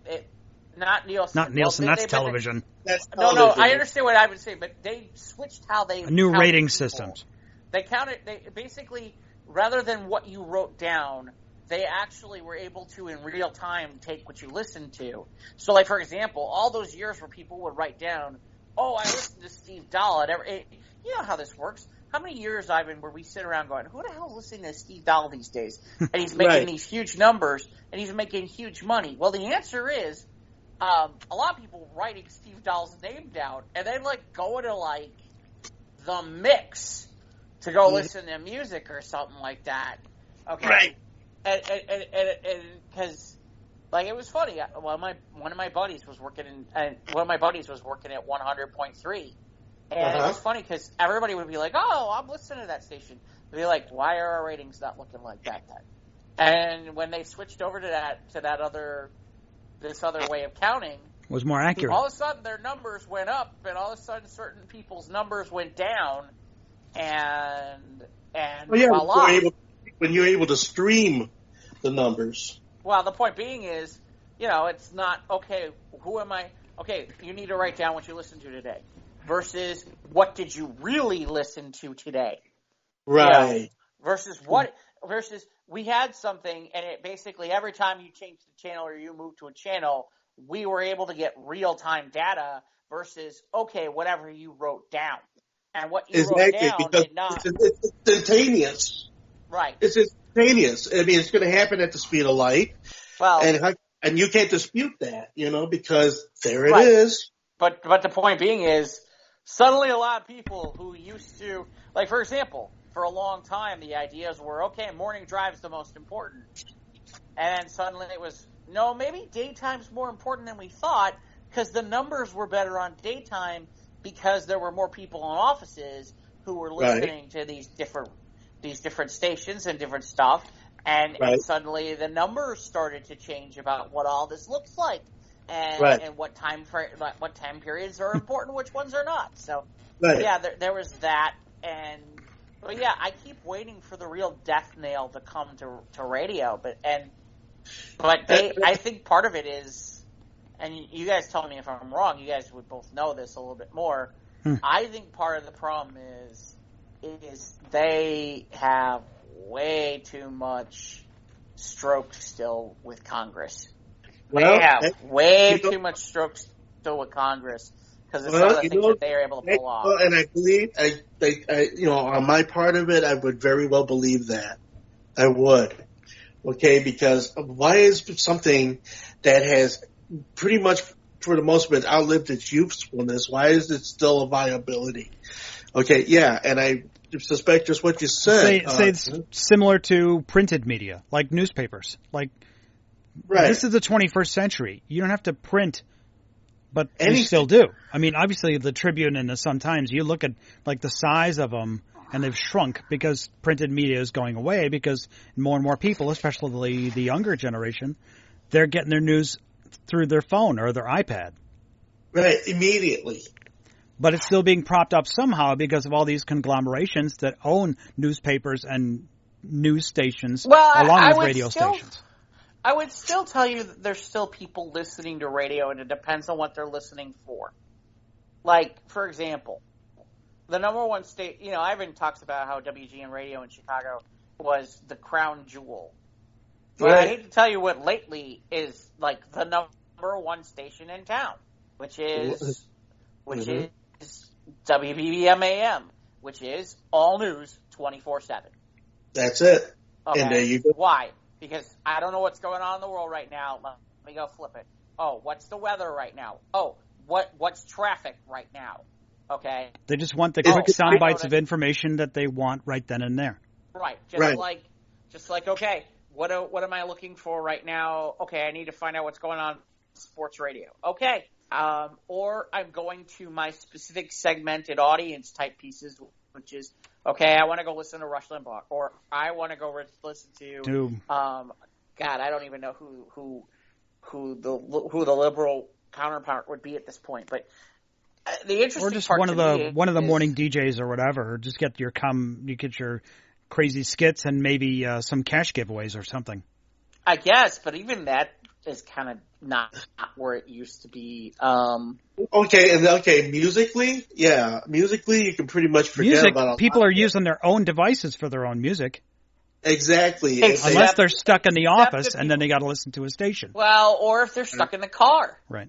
Well, not everybody's got their shit in the car. Yeah, not everybody uses Pandora or their own music playlist on their phone or whatever. Right. So I mean, really, it's still the people who are stuck in the car. I mean, until they make it to the point where everybody can get hit at the same time with the digital, the terrestrial radio will be around. But it goes beyond that. I mean, think of all the little things that they've done. Like, Ivan, you remember, who was it that we knew that was doing low power FM back in the late 90s, early 2000s, and that was supposed to be the new big thing. Was that low power FM? That was low power wattage thing that had going on. If you had if you had an LLC, if you had an association with a school, education, someplace like that, the FCC was awarding low power, low transmission licenses. Okay, I know that was supposed to become a big thing. Unfortunately, by the time the digital age came in, it pretty much took over the idea. Yeah, but the FCC squashed. The NAB came in and squashed that thing too. Right. Just like the reaction to satellite radio wasn't, okay, we need to innovate, we need to get better. It was, okay, lots of ads, circle the wagons, attack satellite radio as much as possible, and create pro-terrestrial radio ads. Not to mention, I kind of laugh because there's supposed to be 2 licenses available. There's supposed to be Sirius's license and XM's license. Right. Well, those 2 merged, but we've never seen. So it's like a big monopoly now. Well, I just kind of laugh because it's like, okay, when are we letting the other license go for somebody to do another satellite channel? And nobody's ever asked. The only reason I can think of nobody's asked for it is at this point, you're talking about the real competition is the internet, right? And everybody can stream off the net. So why do I need? Why do you need any extra when you got the screen that you can just get right to it and there you just do it? You know what I'm saying? But yeah, I'm still waiting for them to figure out. I don't know. And think of what's happening in the months to come, because we've just suddenly discovered that a lot of people don't have to go to an office to work. They can do their job from home. And that's going to change the landscape of things in the months ahead as well. But we'll see. That's why I've always entertained with the phrase of, we're going to go back to normal. No, that normalcy is gone. We will never go back to what it was normal for the most of it. I'm not saying all of it. All I'm saying is for most of it, some of it has changed. We'll find out how much has changed permanently. In the coming months. Yeah, no, I'm with you, which is the part that I find interesting is it just continues to, I mean, I just feel like it's like, shouldn't somebody in terrestrial radio be sitting there right now going, okay, we need to find new ways to shake up what we do to bring audience. Because the truth is, they're still getting audience because, it's easy to turn on a radio. Okay, because you get those that it's a generational thing. It's something that's comfortable to them. It's something that's familiar without having to go to the digital channels. Yeah. Okay, I mean, you got a lot of people. Yeah, they still have the radio in the garage. They have the radio. Yeah, but you ask a 22-year-old if he has an AM/FM radio aside from the one in their car. Well, yeah, exactly. But that's my point. But that's my point, which is there isn't the other than in your car, there isn't a reason to be listening to it. And even then, yes, the younger generation, I would say anybody under 35, right, is probably not listening to broadcast radio. No, of course not. Because that's not what they were brought up on, that whole situation. Once they got latched onto the technology, they exceeded what we have been familiar with before then. So it just comes right down to the whole situation of, I mean, unless I have it in my car and unless I entertain it as a hobby or something that is familiar, like the radio I've had in my family for 45, 50 years, it's there. It's a sense of comfort. And once in a while, okay, I'll put it on, but it's not like I need to put that on. But it's just there, but aside from that, you still got a lot of people, my age. They're still making enough money though off of terrestrial radio right now. Well, to maintain that it's going to maintain for a while because otherwise they wouldn't be doing it. True. But I'm just saying that, yeah, it's like within the world of terrestrial radio, I mean, can happen within, months and years Huh. where it's No, I don't think we'll see what happens. I don't think in it's the months. digital world, it's going to come that much faster. That's what I'm saying. I don't think it's months. I think, honestly, unless they start innovating between, you know what? I think it's another 20 years until radio's dead. Okay.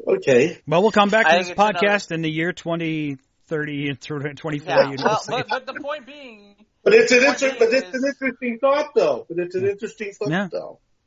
because Okay. I think it still takes another generation to get to the point where it's dead. True. But then also, here's the thing. Okay, and I won't go into the long argument about the records. Okay, the alleged, oh my gosh, records, are coming back again. They never left. They just didn't make as many. But the thing about it was, okay, you're going to have a generation now that's been re-exposed to records, re-exposed to. I think that's the same thing's going to happen to terrestrial radio. The same thing going to happen to records. That's what I'm saying. I mean, Maybe. I'm just saying. Maybe, but they got to innovate. They got to innovate. Because if they don't innovate, then it's pointless. Well, then. No, you're right. No, man. And so, no, I get that. You're right. It's because, nothing that stays the same will ever age, because it won't, because it's the same. So all I'm saying is, yeah, as far as the whole situation with radio, okay, maybe this next generation will have enough, I don't know, nostalgia is a bad word, I'm sorry, have an allure to it, Well, like, the funny thing is, though, it doesn't necessarily need to be that there's a whole lure. The trick is, let's put it where it is. Okay. If Howard Stern was available back on regular radio right now, people would listen. Right. If it was re-syndicated, like on terrestrial radio. Right. If tomorrow CBS said, we've signed a new deal, Howard Stern's going to be live, it's going to be live every morning from, I don't know, I'm just using this as an example, from 5 to 9, people would listen. People would listen. Every generation would listen. Well, yeah, of course, because you're giving them something to listen to. Right. Well, but that's my point. My point is, it wouldn't take much. What it really takes right now is somebody to sit there and go, you know what? What we're programming right now isn't working. What do people really want to hear? Right. What do people really want to hear? And how do we program that? Because, right. How do we create that? How do we create something that's going to become part of the public conscious? Something that when you walk away from it, you're like impressed upon it, that you want to keep coming back because there's always something. That's what XM's doing. XM has all those kinds of channels where you can segment every different genre of music, as well as comedy and sports and talk and political and et cetera. But the point being is, let's all be honest. If I could get that stuff for free instead of digital, instead of paying for it, I'm in for free. So I'm in for free. The trick is, okay, how do you do that? Or to take it a step further, okay, what are the hot podcasts? Why does it have to be, okay, here comes a 4-hour show of XYZ?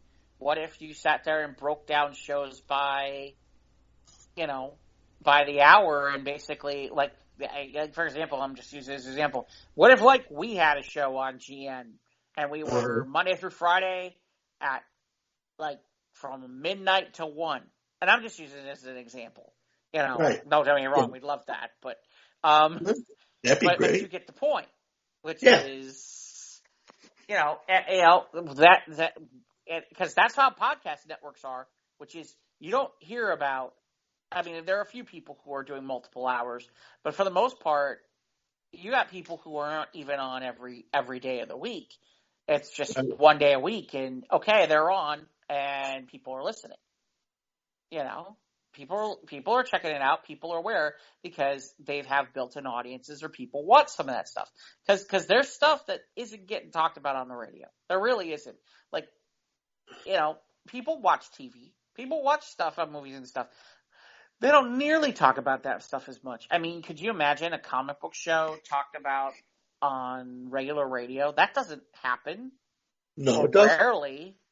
I haven't heard anything the last, 15, 20 years. Have you? I've heard it, but it's rare. I mean, it's rare and it's obscure. That's what I'm saying. It's not in the forefront of interest, except for the people that, they're the numbers. You want to cater to the numbers. Okay. And if you put on something that's going to draw those numbers, isn't that what it's promote? To build up something and then create it from the outside in, and you give them something to really think about when you do the presentation, because that's just how it happens. Being yourself. I mean, look at what we did when we were on EEF, and you had a bunch of free thinkers, just going ahead, just saying what was on our minds at the time, and in those moments, preserved forever with the impression that you're going to actually make it. Did they listen to us? No, not in grand scale, but then we'll never know what we might have permeated out in that time and place. I mean, right. Once you've sent it forward into that, trajectory, man, you have no idea who you might inspire or have heard it or have just listened for that moment and say, yeah, he makes a point. He's making sense. I mean, I understand where he's coming from. Let me give perspective. Yes. You guys will get a kick out. Perspective. So when I was working at Sporting News Radio, we had a guy named Chris Russell, and Chris would work overnights on the weekends, and Chris was a wrestling fan.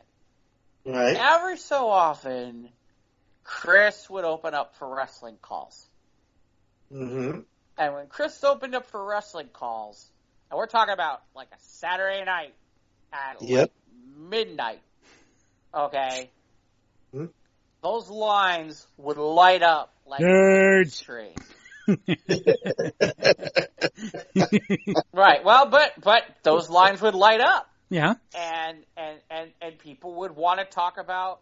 And keep in mind, this was in fairness, this was at the heyday of things, which is right. Austin and Rock and all those guys. Right. Flair was still around. Shawn Michaels. Those guys were still around. And they were still in their prime. No, Piper was already out of that. Right, but no, because he was around, but he wasn't wrestling. But the point being is, they could have taken an hour. I mean, they took like an hour of phone calls straight. That's right. Saturday night from midnight to 1. And it was funny because people would still call it like 1:30 and be like, "Hey, we're not talking about it anymore." But the point being is, think about how many wrestling podcasts there are out there. Think about how many UFC podcasts there are out there. Think about how many poker podcasts there are out there. Now ask yourself a question. If somebody locally had a show on a regular radio station and started talking, because, like, for example, the local sports channels, they don't talk about UFC. No, they talk about not talking about much in the way of regular sports now, but yeah. But even normally, they don't talk about UFC. They get to maybe one if you're looking for one. Well, most of them you don't even really understand UFC. So a lot of the mainstream sports talk people, they thumb their nose at wrestling still? You think a majority of them do? Some of them do. Yeah. I think it's a little bit... And maybe UFC to a degree because it's just people beating each other up. It's not like Tyson or Ali or any big names. It's not the glory days. Yeah. Well, the other thing is... Well, okay. Don King's hair. If we're talking about UFC, one of the problems with UFC is... That's an earful. Is you have to create some semblance of stars. And it's funny because what happens is, you have to be able to. For a while, they were building stars, and they would kind of build storylines similar. They were trying to do like some WWE style storyline kind of stuff, but at the same time, sometimes we're talking about it still. At the end of the day, the outcomes aren't fixed like in the WWE. And so, they've had their problems. And, some of it is, unlike in the WWE, guess what? If somebody's on drugs, we don't get a match. Yeah, and there's angry tattooed men just want to beat the crap out of each other. Well, and right, and so there's part of that. Just like you know, so yeah. I mean, right now, I mean, I don't. In fairness, I don't follow it as much as some people, but you know, think about it this way: people like Ronda Rousey and Conor McGregor or Brock Lesnar or some of those or John Bone Jones. I mean, those guys are like names that people recognize. If you ask me right now who's around in the UFC that people have names that recognize, I can't answer those questions for you. Yeah, I don't. Yeah. They haven't built. They haven't figured out how to rebuild stars. As a matter of fact, that was why the CM Punk thing was interesting. Was because if CM Punk could have fought and been able to work, CM Punk had at least a built-in audience from pro wrestling back in the day. But yeah, I mean that's part of it, which is I don't know and they do it every month, and it seems like it's just don't get me wrong, it's good stuff, but it's the same thing as boxing, where it's like boxing hasn't had a major star in a while either. You know, boxing doesn't have those. Suddenly, boxing doesn't. You know, suddenly UFC doesn't have those stars that people were like, well, at least they have star names. Boxing didn't have that. Boxing, you know, once in a while they'll have a big fight. Otherwise, boxing is boxing. I mean, there's some people who are looking just to watch the fights. And in fairness, yeah, that doesn't get talked about as much on sports radio because, yeah, it doesn't sell as well as the team sports or certain other sports. So, you know, they'll do segments here or there. But, yeah, if somebody sat there and, you know, did a regular show nightly or maybe every couple of nights on a regular station here in the Chicago area talking about the fight scene, like boxing and UFC. Oh yeah, that'd be they'd pull people. Absolutely. Well, here's the thing too. When you talk about that whole situation, where I think radio had the strongest presence, before television. And because before television, I mean, that's where you heard the fights. That's where you heard all of the play-by-play obviously had to be more. All the play-by-play, which, to have a glib tongue to do, play-by-play is a gift. I mean, that's not an easy thing to do. Play-by-play. That was one of the tests I took when I was in college. I had to turn the sound down and I had to do play-by-play. Are you kidding? I give myself an F. I was awful. But, but some people have that. It's hard to do. Yeah. Hey, Ivan, let me throw a different idea at you. What now? So, okay, we've been talking about, like, stuff that isn't music. So here's my question. Yeah? So back in the day, if I wanted to know what was cool and what was hot and what was interesting, I listened to the radio. Correct. And I would hear what was good and what was popular. What was popular. Right. So I guess my question is, if you're not listening to the radio, and I'm not talking about other stuff, but how do you know what's popular and what's hot today? Well, that could be addressed in two ways. Okay. Mm-hmm. One is the most popular appeal is, okay, you hear it on the radio, and it's acknowledged, and you hear the track, and it's all right there, and it's immediate. Whereas against having to say, okay, I have to try to find it, or if I don't have my Pandora, or I'll go ahead and I'll talk to my phone. Hey, I heard this song. Sometimes what's trending on iTunes? What's trending on iTunes? Right. What's on Amazon? Yeah, but why does something trend on iTunes at that point? Due to sales. Or it could just be promotion from the label. It might be inflated. It might be artificial. I guess I'm just trying to figure out how you, like, I would get how somebody who's an established artist could trend. I'm trying to figure out how somebody who is just getting started can suddenly become, like, okay, suddenly Lizzo pops up. Because what happens in that case, all right, especially now, you get these people that go ahead and, okay, just like us, we podcast, we try to get out there and everything like that. Well, everybody's, trending and streaming and trying to get the idea out there. And, and it's always there. It's consistent. It's just you latch on, you hit the information, off it goes. Whereas, again, it's having to do radio where you gotta assemble it and prep it and do all the things you need to do to it in order to make it ready to go over the air. What was your question, Jeff? Yeah. What was my question? Yeah, I've been just going in circles here. What was your question? I guess my thinking is, okay, I have let's say I have a brand new song. Okay, I have a brand new song. Nobody's ever heard of me before. Okay, normally it would be, okay, the record label's going to promote me. They're going to put it on the radio, and so people know that I exist. I guess my question at this point is, all right, if radio is as dead as everybody says it is, even though, I get the impression that our local, the local KISS station, I still think is making a 3 or a 4 in ratings, by the way, in Chicago. I guess I'm just wondering, how do you get out there? How does that happen now? Because the only thing I can think of is YouTube. Social media? Maybe. SoundCloud? Maybe, but you still need to. I mean, what are you doing? Just basically paying for ads and targeting people and hoping people say, "Hey, that sounds cool," and get some of your friends and maybe hire a production company to make a low budget music video and hope it trends, hope it goes viral. Well, I mean, I know, for example, we know that Bieber got picked up by Usher because he was on YouTube and he was a YouTube sensation, and that's how that happened.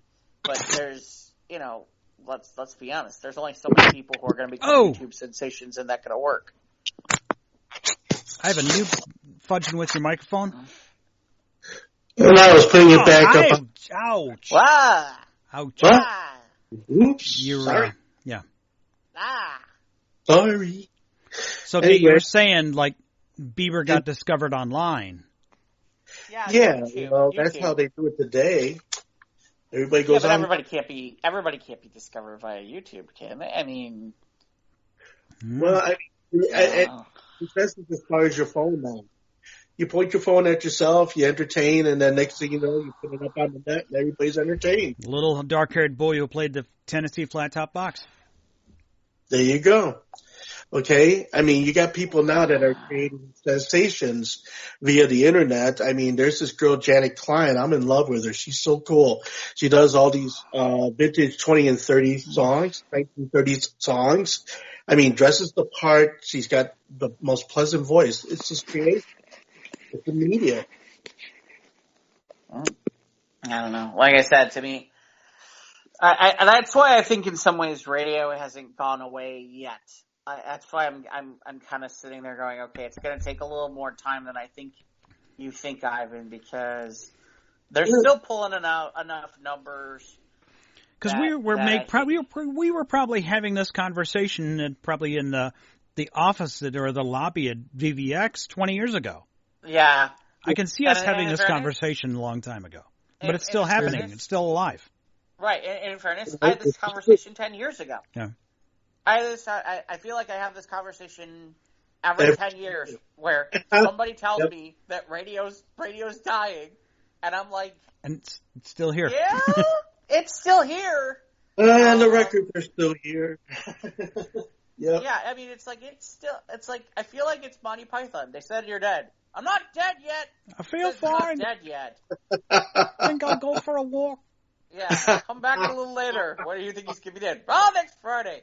I don't want to wait till next Friday. But I'm not dead. I'm fine. I mean, that's what radio seems like it is. Yeah. The best way to put it is. Okay, so I think we can move on from this subject. We'll wait. We'll come back to it in 10 years. Yeah, seriously. If the podcast is around 10 years, that'll be great. Yeah. Yeah. I don't know. I don't have much more other than we could probably end it here, huh? Or do you want to touch quick on Last Dance? Nah. Last Dance. Oh yeah. God, that should tell you where my thought process is on Last Dance now. Yeah, I know. Like we're only 2 episodes away next week, so then it'll be over. And I called it last week. Like episode 7 was going to be about his retirement, and episode 8 is going to be about the 4th championship. And sure enough, that's what we got coming. So yeah, did it suck ass? No, it didn't suck ass. It's lowering my expectations. Yeah, it's the best way to put it is, Ivan, is I'm messing around anyway. I'm just having fun. No, but the best way to put it, Ivan, is this is really The Last Dance is really about Michael Jordan. Yeah. Well, you'd be a fool to think otherwise. What did you think? Well, we were hoping because we had the first 4 episodes, they focused on Pippen and Rodman and Jackson. They butted you up, man. They butted you up, and they came in for the kill because Michael Jordan owns all the clips and all this other shit. Right. Well, episodes 5 through 8 are primarily about Jordan. Yeah, everything else is. As 9 and 10 will be. Well, I'm waiting to see where this goes with 9 and 10. As 9 and 10. I'm waiting for them to lower the burn. Ivan, you watching this?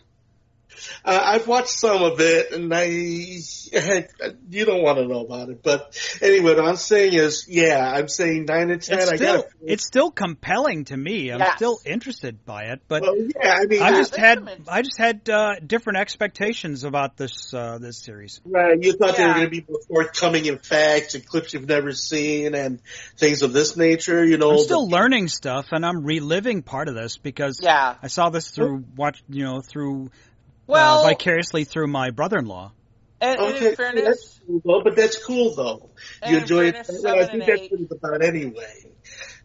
Just kind of nostalgia, I guess. Well, the problem is that I'm having is what do you have? The problem I'm having he'll answer you if you stop talking, Ivan. Yeah.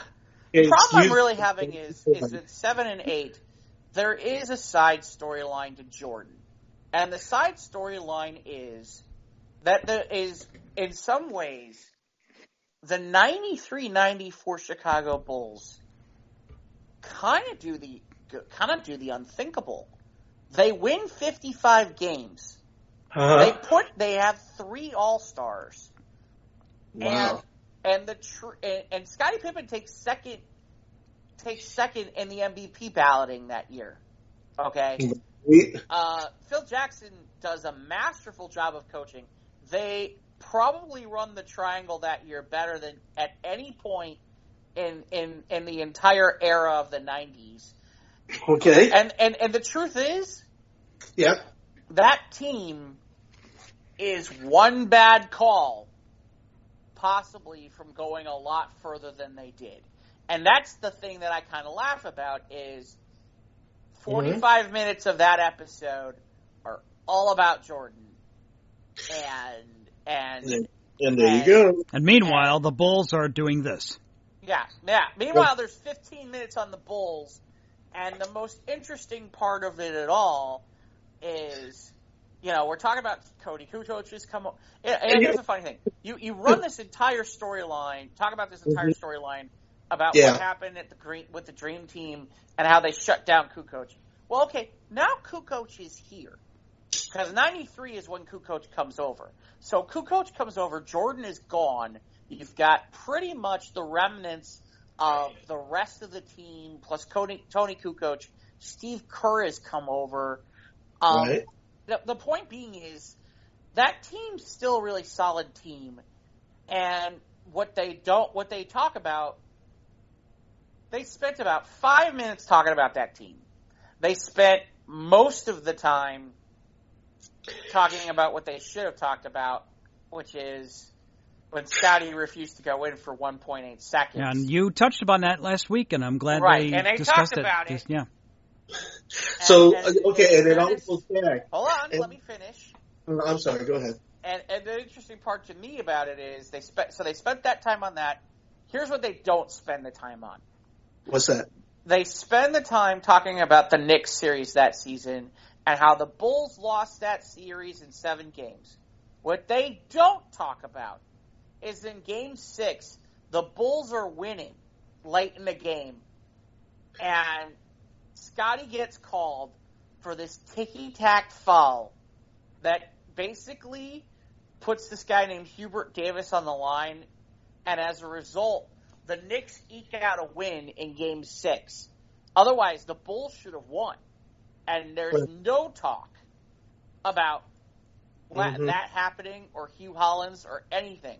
And it's a huge controversial call. And it's something that if you're a Bulls fan, we would have wanted. Like, this should be there. Yeah. Nothing. Yeah, and it was still exciting to... Oh, go ahead. I'm sorry. Not one comment on it. I'm totally glossed over entirely. Just gone.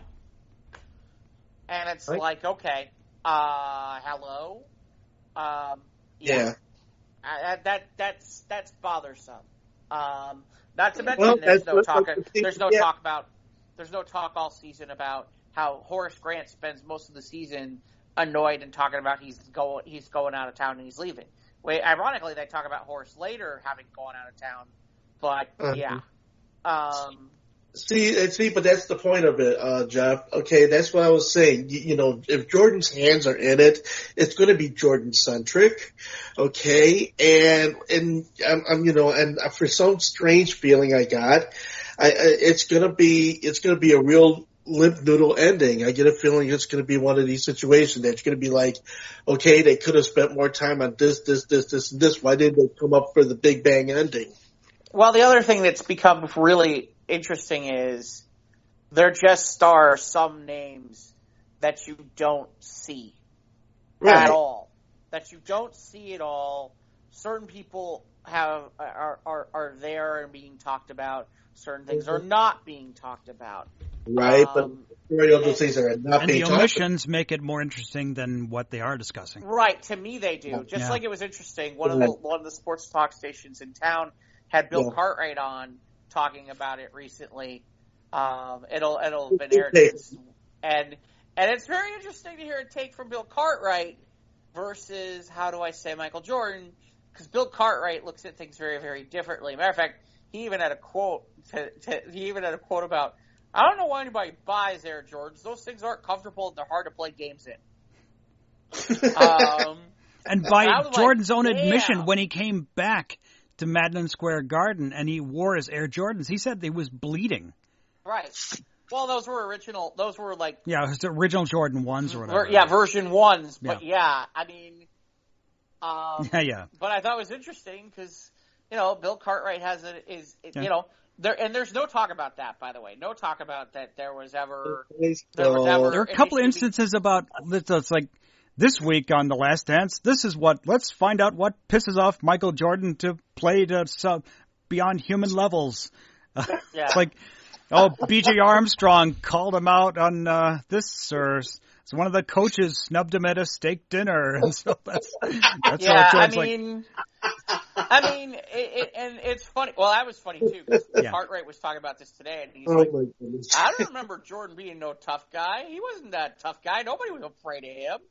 Mm-hmm. But in fairness, in the first grouping of 3, I could buy that. Because with Bill Cartwright, he wouldn't have put up with Jordan shit. And he never did. And it's funny, because that doesn't get talked about at all, is that the two of them had kind of a relationship where it was like, tenacious? We get along because we both want the same thing, we want to win. Yeah. But... Jordan didn't fuck with Cartwright, and there's reasons for that. Cartwright straight up come up against them. I mean, but they talked about the time he punched Steve Kerr in the eye. Right, and yet they don't talk about the part where that happened to Will Perdue earlier in the 90s. Will got a couple of quotes in about how he was an asshole at times. Right. It's truth. I mean, they don't even... But they saw there was a means to an end. They talk about, this stuff. Will Perdue doesn't even say, the things that are obvious. I think I've mentioned this before, where, it's Will Perdue, and Jordan used to call him Will Vanderbilt because that's the school he went to, because you don't deserve a Big Ten school name. Mm-hmm. I mean, that's the kind of shit that Jordan would say. Yeah, he's talking trash, just... Literally. It's inherent when you're in that type of a position to just go ahead and just, not think about what you're saying. And in one of the earlier episodes, Will Perdue talks about how all the guys are, the Pippen and Rodman are playing cards for thousands of dollars. Right. And him and Paxton are paying for like a buck a game on the other side of the plane. And Jordan says, I want in. And they're like, why would you want to be in on our game? Because Jordan says, I want to win your money. Because that was his attitude. He wanted to win. Well, and everything he did. He had a very competitive streak. So, I mean, the other thing that's interesting is, and it's funny because, there were certain things that I've heard recently in podcasts before this came out, which was Bill Wennington was talking about how Jordan had been at practice for at least 2 weeks before it was announced that he was back.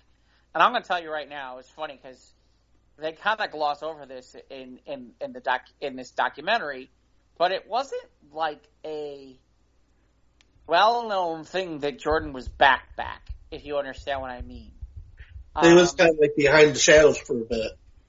Yeah, I mean, he started, and it was funny because, like, the player, like, Weddington talks about, well, we were kind of sworn to secrecy, not to say anything, that he's been, that he's here and he's playing and he's practicing with us, and that this looks like it's going to be a thing. The other part that I kind of that's interesting to me is Scottie Pippen once again shows that he is kind of a dick. Yeah, when he did say that, if I had the choice, I'd probably do it again. But he admitted it was a mistake. Well, and he's got a big fucking grin on his face when he says it, too. It's not like I don't give a shit. I'm just fuck you. I did it. I don't care. I don't care. I did it. Yeah. What are you going to do about it? Well, is it because he's confident enough to say he would have made the winning play and he would have won the game and not Kukoc?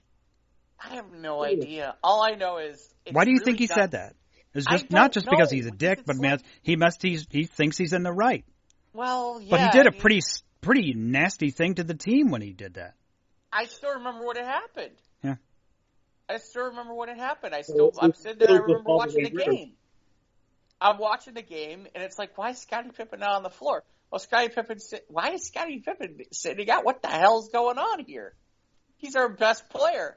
We got 1.8 seconds. We need to make this shot. Okay? And they're like, yeah, I guess the plan is to go to Kukoc. And Kukoc pops it in, and everybody's going nuts. And it's like, my favorite, like I said, the amusing part is they talk. Yeah, Scotty looks like a total bitch, which is, yeah, I'm gonna sit here, I'm gonna pout, I'm gonna act like a little baby. A little bitch. And then Tony Kukoc goes in, makes the shot, looks like a pimp doing it. They win the game, and it's like, congratulations, dude. You're never gonna live this down. There are always going to be fans that are going to remember that you chose not to be in for the 1.8 seconds. And I'm one of them. I think Scotty's a great player, but you heard me when Scotty was making all kinds of comments about he needs to get his deal redone and all this stuff. And I think you guys heard a couple. Yeah, they still bring that up about how there's a thorn in his side. Yeah. With the management because he signed that long-term contract and he didn't fucking read it. And Reinsdorf said you shouldn't have done that. Well, and here's the interesting part. I'm going to take this a step further. I, at this point, do not think it's just about Jerry Krause. I think who they continue to villainize. Oh, and thank you for posting that article from the Philadelphia Inquirer. Oh my God! Yeah. Well, and there's some other stuff that's out there, but I'm Scotty had an issue of late where he claims he was fired by the Bulls for being an ambassador for the Bulls this past year, and the Bulls kind of wanted to keep it quiet, and Pippen kind of put it out there and said he was fired. My understanding is that the numbers didn't come out in the way that they wanted to. So Pippen kind of decided to go a different direction. And it's interesting because since then, you know, Pippen's been with ESPN for a while. And I kind of noticed, like, when he's on there and he's talking about the Bulls, he's always got some gripe lately. Some little barb, some little comment. Or some more barb or some sort of comment. And to me, I think this is more about Scottie Pippen and Jerry Reinsdorf than it is anything. Because it's still – and now this is coming out. And in fairness, this has been a while ago, but it's a lot of the same attitude, which is I'm Scottie Pippen, I'm one of the greatest players ever to play the game, and you guys treated me like shit, and screw you guys. Never mind that Scottie made a shitload of money later on the way out, too. On the way out, yeah. Because of all the things that he got. There's a big plucky there. But did he get any of the big endorsements? I mean, he get like Nike. Yeah, he had some endorsements too. Yeah. I mean, I don't remember seeing him like on commercials and stuff, but I'm sure. Yeah. He was doing a bunch of commercials with Barkley at one point. It was him and Barkley were doing. Okay. I can't remember what they were doing, and not to mention Scottie was wearing Air Jordans, so you know he was making money on that too. No. You know, Scottie was doing stuff at least locally and nationally. He was out there. I'm sure he was making a lot of good money on the side, not just. Oh yeah. No. But yeah, to me, I kind of laugh because to me, you know, it just goes back to everything. So, what are your final takeaways from parts 7 and 8, real quick? Yeah. I was so bored. I was so bored. I mean, they dispelled the rumors. I was so bored. I knew it. I was so bored because it's like Jordan. Okay, now we're gonna talk about the baseball shit, and we're not even gonna say anything interesting about the baseball shit. Yeah, they didn't even talk to his fellow players. Just the one manager or the one coach. That was it. Right. Well, and you knew they were only going to talk to Terry Francona. You knew what was going to happen, man. And it's funny because you knew they were only going to talk to Terry Francona because Terry Francona is a former World Series manager, and at the time Francona was on the way up when Jordan was doing the Birmingham Barons. You know, and you know the only thing that keeps getting brought up is would Jordan have come back if there hadn't been a baseball strike, and people say, oh, he would have come back. And I'm not sure. I'm not sure about that. You agree with Reinsdorf that if there wasn't a baseball strike, that Jordan would have made it to the major leagues? I still remember that day when this is another example of something they don't bring up. No, I don't think so. This is another example of something he was so Bo Carter, man, you know? So... Here's another example of something they don't bring up, and I can't remember exactly when or how, but there was, at the time, the Crosstown Classic wasn't an official thing. The Cubs didn't really play the White Sox, okay? There wasn't interleague play, but they would do this Crosstown Classic thing once a year, and I can't remember how this all worked out, but they played it at Wrigley, and they brought Jordan up to play in the game. And Jordan, keep in mind, you know, we're talking about the White Sox and the Cubs. Jordan was definitely always a White Sox guy. Okay? Uh-huh. Always a White Sox guy. So Jordan's at Wrigley. It's like Jordan going to Madison Square Garden to drop a nickel on the Knicks. Okay. Jordan had a phenomenal game and ends up winning the game for the Sox against the Cubs in the exhibition game. Well, all right. On purpose.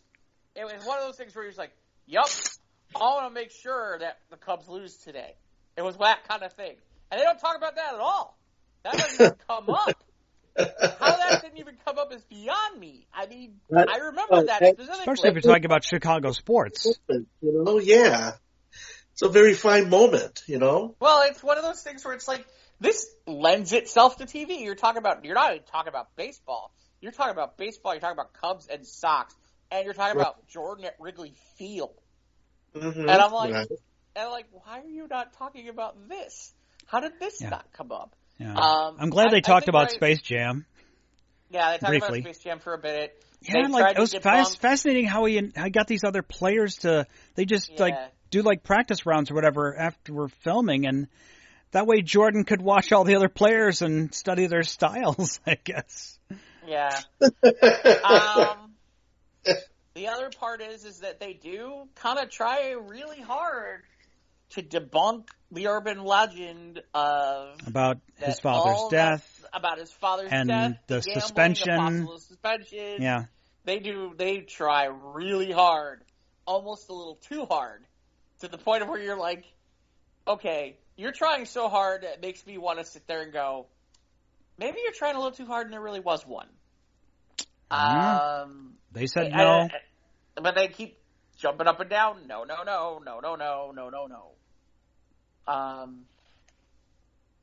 Yeah. But I still, well, I'm looking forward to the last two parts, and we'll finish it up, and then it'll be done. So. Yes, I'm looking forward to see how badly they're going to bury Jerry Krause in the Chicago Bulls. Yeah. But eight out of 10 episodes in, and I'm still enjoying it, but I just wanted something different out of it initially, so that's, I'm going to call the episode 9 where after that it just goes downhill after that. Oh, I'll tell you right now, episode 10, break out your shovels. Yeah. Here comes the burying of the Chicago Bull organization. Here it comes. Okay. And they're going to bury them. See, They're like going to these, bury them. These for me, this was interesting because during Jordan's first retirement was the one and only time I saw a Bulls game. It was December '94. The Bulls played the Clippers, who were not doing very well at all that season. Pippen got ejected in the first half, and Bulls lost. And I was about 7 rows behind Gene Siskel. That's good seats. Yeah, we had pretty good center court. Those are good seats. Yeah, they're good seats. Just like it's interesting too. Here's something that's always been out there. Supposedly Jordan made a comment that he never wanted to play in the United Center. It's the house that he built.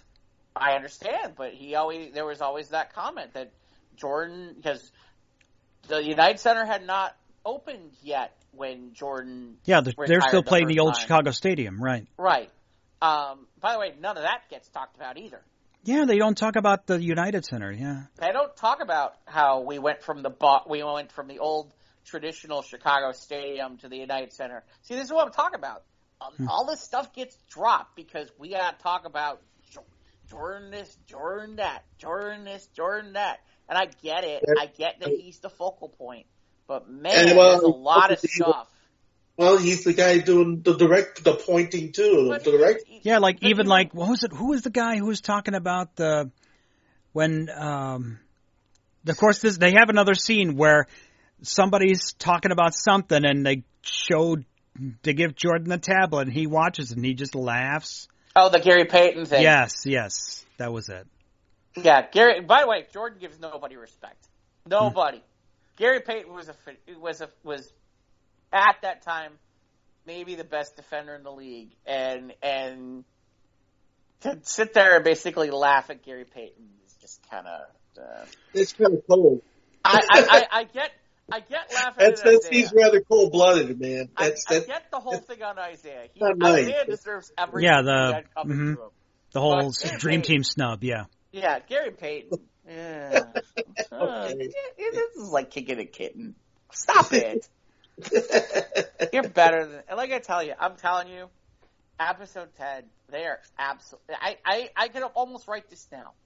It'd be like Game of Thrones. There would be everything's good. The village is going to be burning down.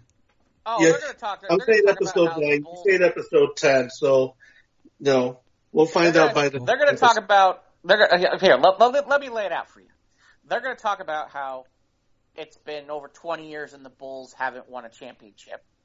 They're going to talk about how Jerry Krause and his rebuild, it never went anywhere. And as a result, Jerry Krause got fired. Okay. They're going to talk about that. They're going to talk about how since then the organization still hasn't won anything. Never mind the fact that if it hadn't been for a few Derrick Rose injuries, we'd be singing a different tune. What they won't, I'm positive they'll show footage of Krause trying to get Grant Hill and Tracy McGrady to come here on free agency because Krause handled that the wrong way and it looks comical. So I'm positive they'll show footage of that. They won't. I know they won't talk about the fact that there's always been talk that Jordan and David Falk, his super agent, kind of bloodied the waters for free agents coming here. To the point of where even today there's some of that out there. Not to mention Phil did a little of it, Scotty did a lot of it. That whole and by the way, it just sounds like it just sounds like ESPN culpable in it too. What was that, ESPN Ivan? and the East Coast media. No, I said, man, it just sounds like it's coming to such an ugly ending here. Well, Wow. We'll see how ugly it's going to be. You know what the funny part is? Here's what's not going to get What's talked that? about. What's that? Here's what's not going to get talked about. What's not going to get talked about, we might get something about Michael Jordan and the Wizards. We might. Okay? What we won't get is, if we do get anything about how Michael Jordan left the Wizards, it'll be all about how Michael Jordan was great and the Wizards were full of shit. Not the other way around where Jordan. Anyway, and I'll tell you what else isn't going to get talked about. Oh, they're going to talk about how he owns the Hornets now, but they're not going to talk about the fact that only three of the last 14 seasons he's owned that team have been winning. Right. Going to the playoffs, you mean? Yeah, they haven't gone to three playoff seasons out of 14. And you want to talk about Jerry Krause and the job that he did? Yeah. Uh-huh. You know that stuff's not going to get brought up. And if it does, I'll be impressed. Or if they do, they'll figure out ways to smooth it over and make Jordan look good. Just for one last question, Jeff, just a clarification. Who is the one who's most responsible for getting Michael Jordan signed to the Bulls?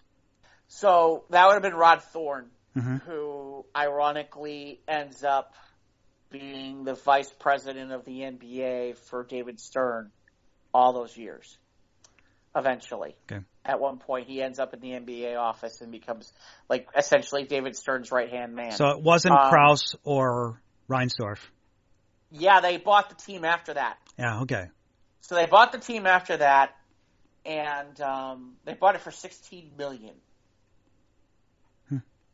And now it's worth,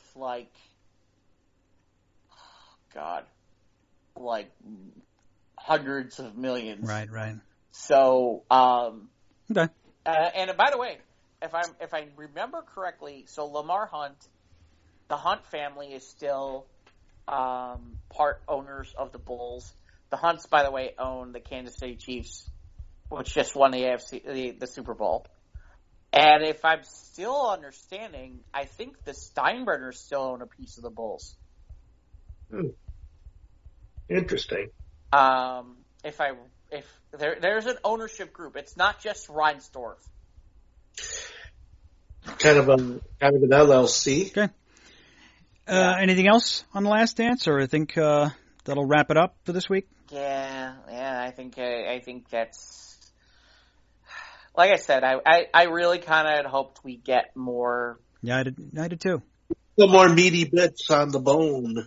Well, more about the team, and not right. just Michael Jordan. Right. That's my problem with this is fine. You want to talk about Jordan? It's Jordan centric. I told you, Jordan centric. You want to talk about Jordan? That's fine. But there's a lot of there's a lot of stories that the players could tell. It sounds like it's going to be 80% of this thing. It is. The whole Jordan. It's been pretty much 80% Jordan. Yeah. 20% everything else. Yeah, it's horse shit. And that's the problem. It's not horse shit. It's still entertaining, but I just wanted more out of it. Well, the funny part is, it would be more entertaining. They should have included a lot more of the other things and not be Jordan centric. Right. Because there's plenty of other things that went on in the world of the Bulls. Okay. I mean, come on. Yeah. So that'll. Yeah. The only other comment I can make is boy, Phil Jackson doesn't get a lot of screen time, and when he does, boy, is he diplomatic with his responses. Yeah, same as Paxton, or Paxton. I don't know. Seems kind of controlling. I would love. Well, keep in keep in mind, Paxson at the time when they were filming a lot of those interviews. Yeah, he's still and even involved now, with the organization. At the time, he's the entire. He's the president of the organization. Yeah. And by the way, I'm curious to see where that goes because that should be. I'm expecting some of that to be talked about in season 10, but we'll see. I mean, season 10, episode 10, but we'll see. Okay. Well, where can they find us, Mr. Mike? Where can they find us? Twitter. Oh yeah, we got that. Well, we don't Instagram? got that. I mean, we have that. I mean, we're on Twitter and we're on Instagram. Are we? Yes, we are. And we should have Ivan do more on the gram. How come Ivan's not handling our gram? Because Ivan does his. He's on Twitch now. He's Instagram's in the garbage can for now. Oh. He won't play my music. Yeah, man, Instagram's trash. I'll post on it, yeah. But that I do more advertising on it than actually anything else on that Instagram thing. Yeah, ever since I went to Twitch, man. I mean, it's oh my God. We're on YouTube. Click the bell, subscribe. When new content arrives. Ivan's on Twitch. Did we mention that Ivan's on Twitch? Yes, he is. You can listen in for all his great DJ sessions. It's Jivan Ivan. What's Javan Ivan, actually? It's JAVAN IVAN on twitch.tv or download the app. Of course, we'll have our crazy news stories later in the week from our other show, our Side Hustle News of the Squared. Shout out to Scott. Well, nah, Scott. Follow our crazy stories. Follow our Facebook page, Squares Roundtable Podcast. Obviously, it's on the Facebooks. And, of course, you can download this show onto your favorite podcasting platform app or your mobile device or what have you. Anchor, PodBean, Ankles. No, don't download your ankles. PodBean, Apple, Spotify, and Google. And, of course, email us at sotrtpodcast@gmail.com. That'll do for number 99. Yep. Yeah, one more time from that 99. Thanks for joining us here at Squares of the Round Table. See you for the next one. Be safe, everybody. Peace.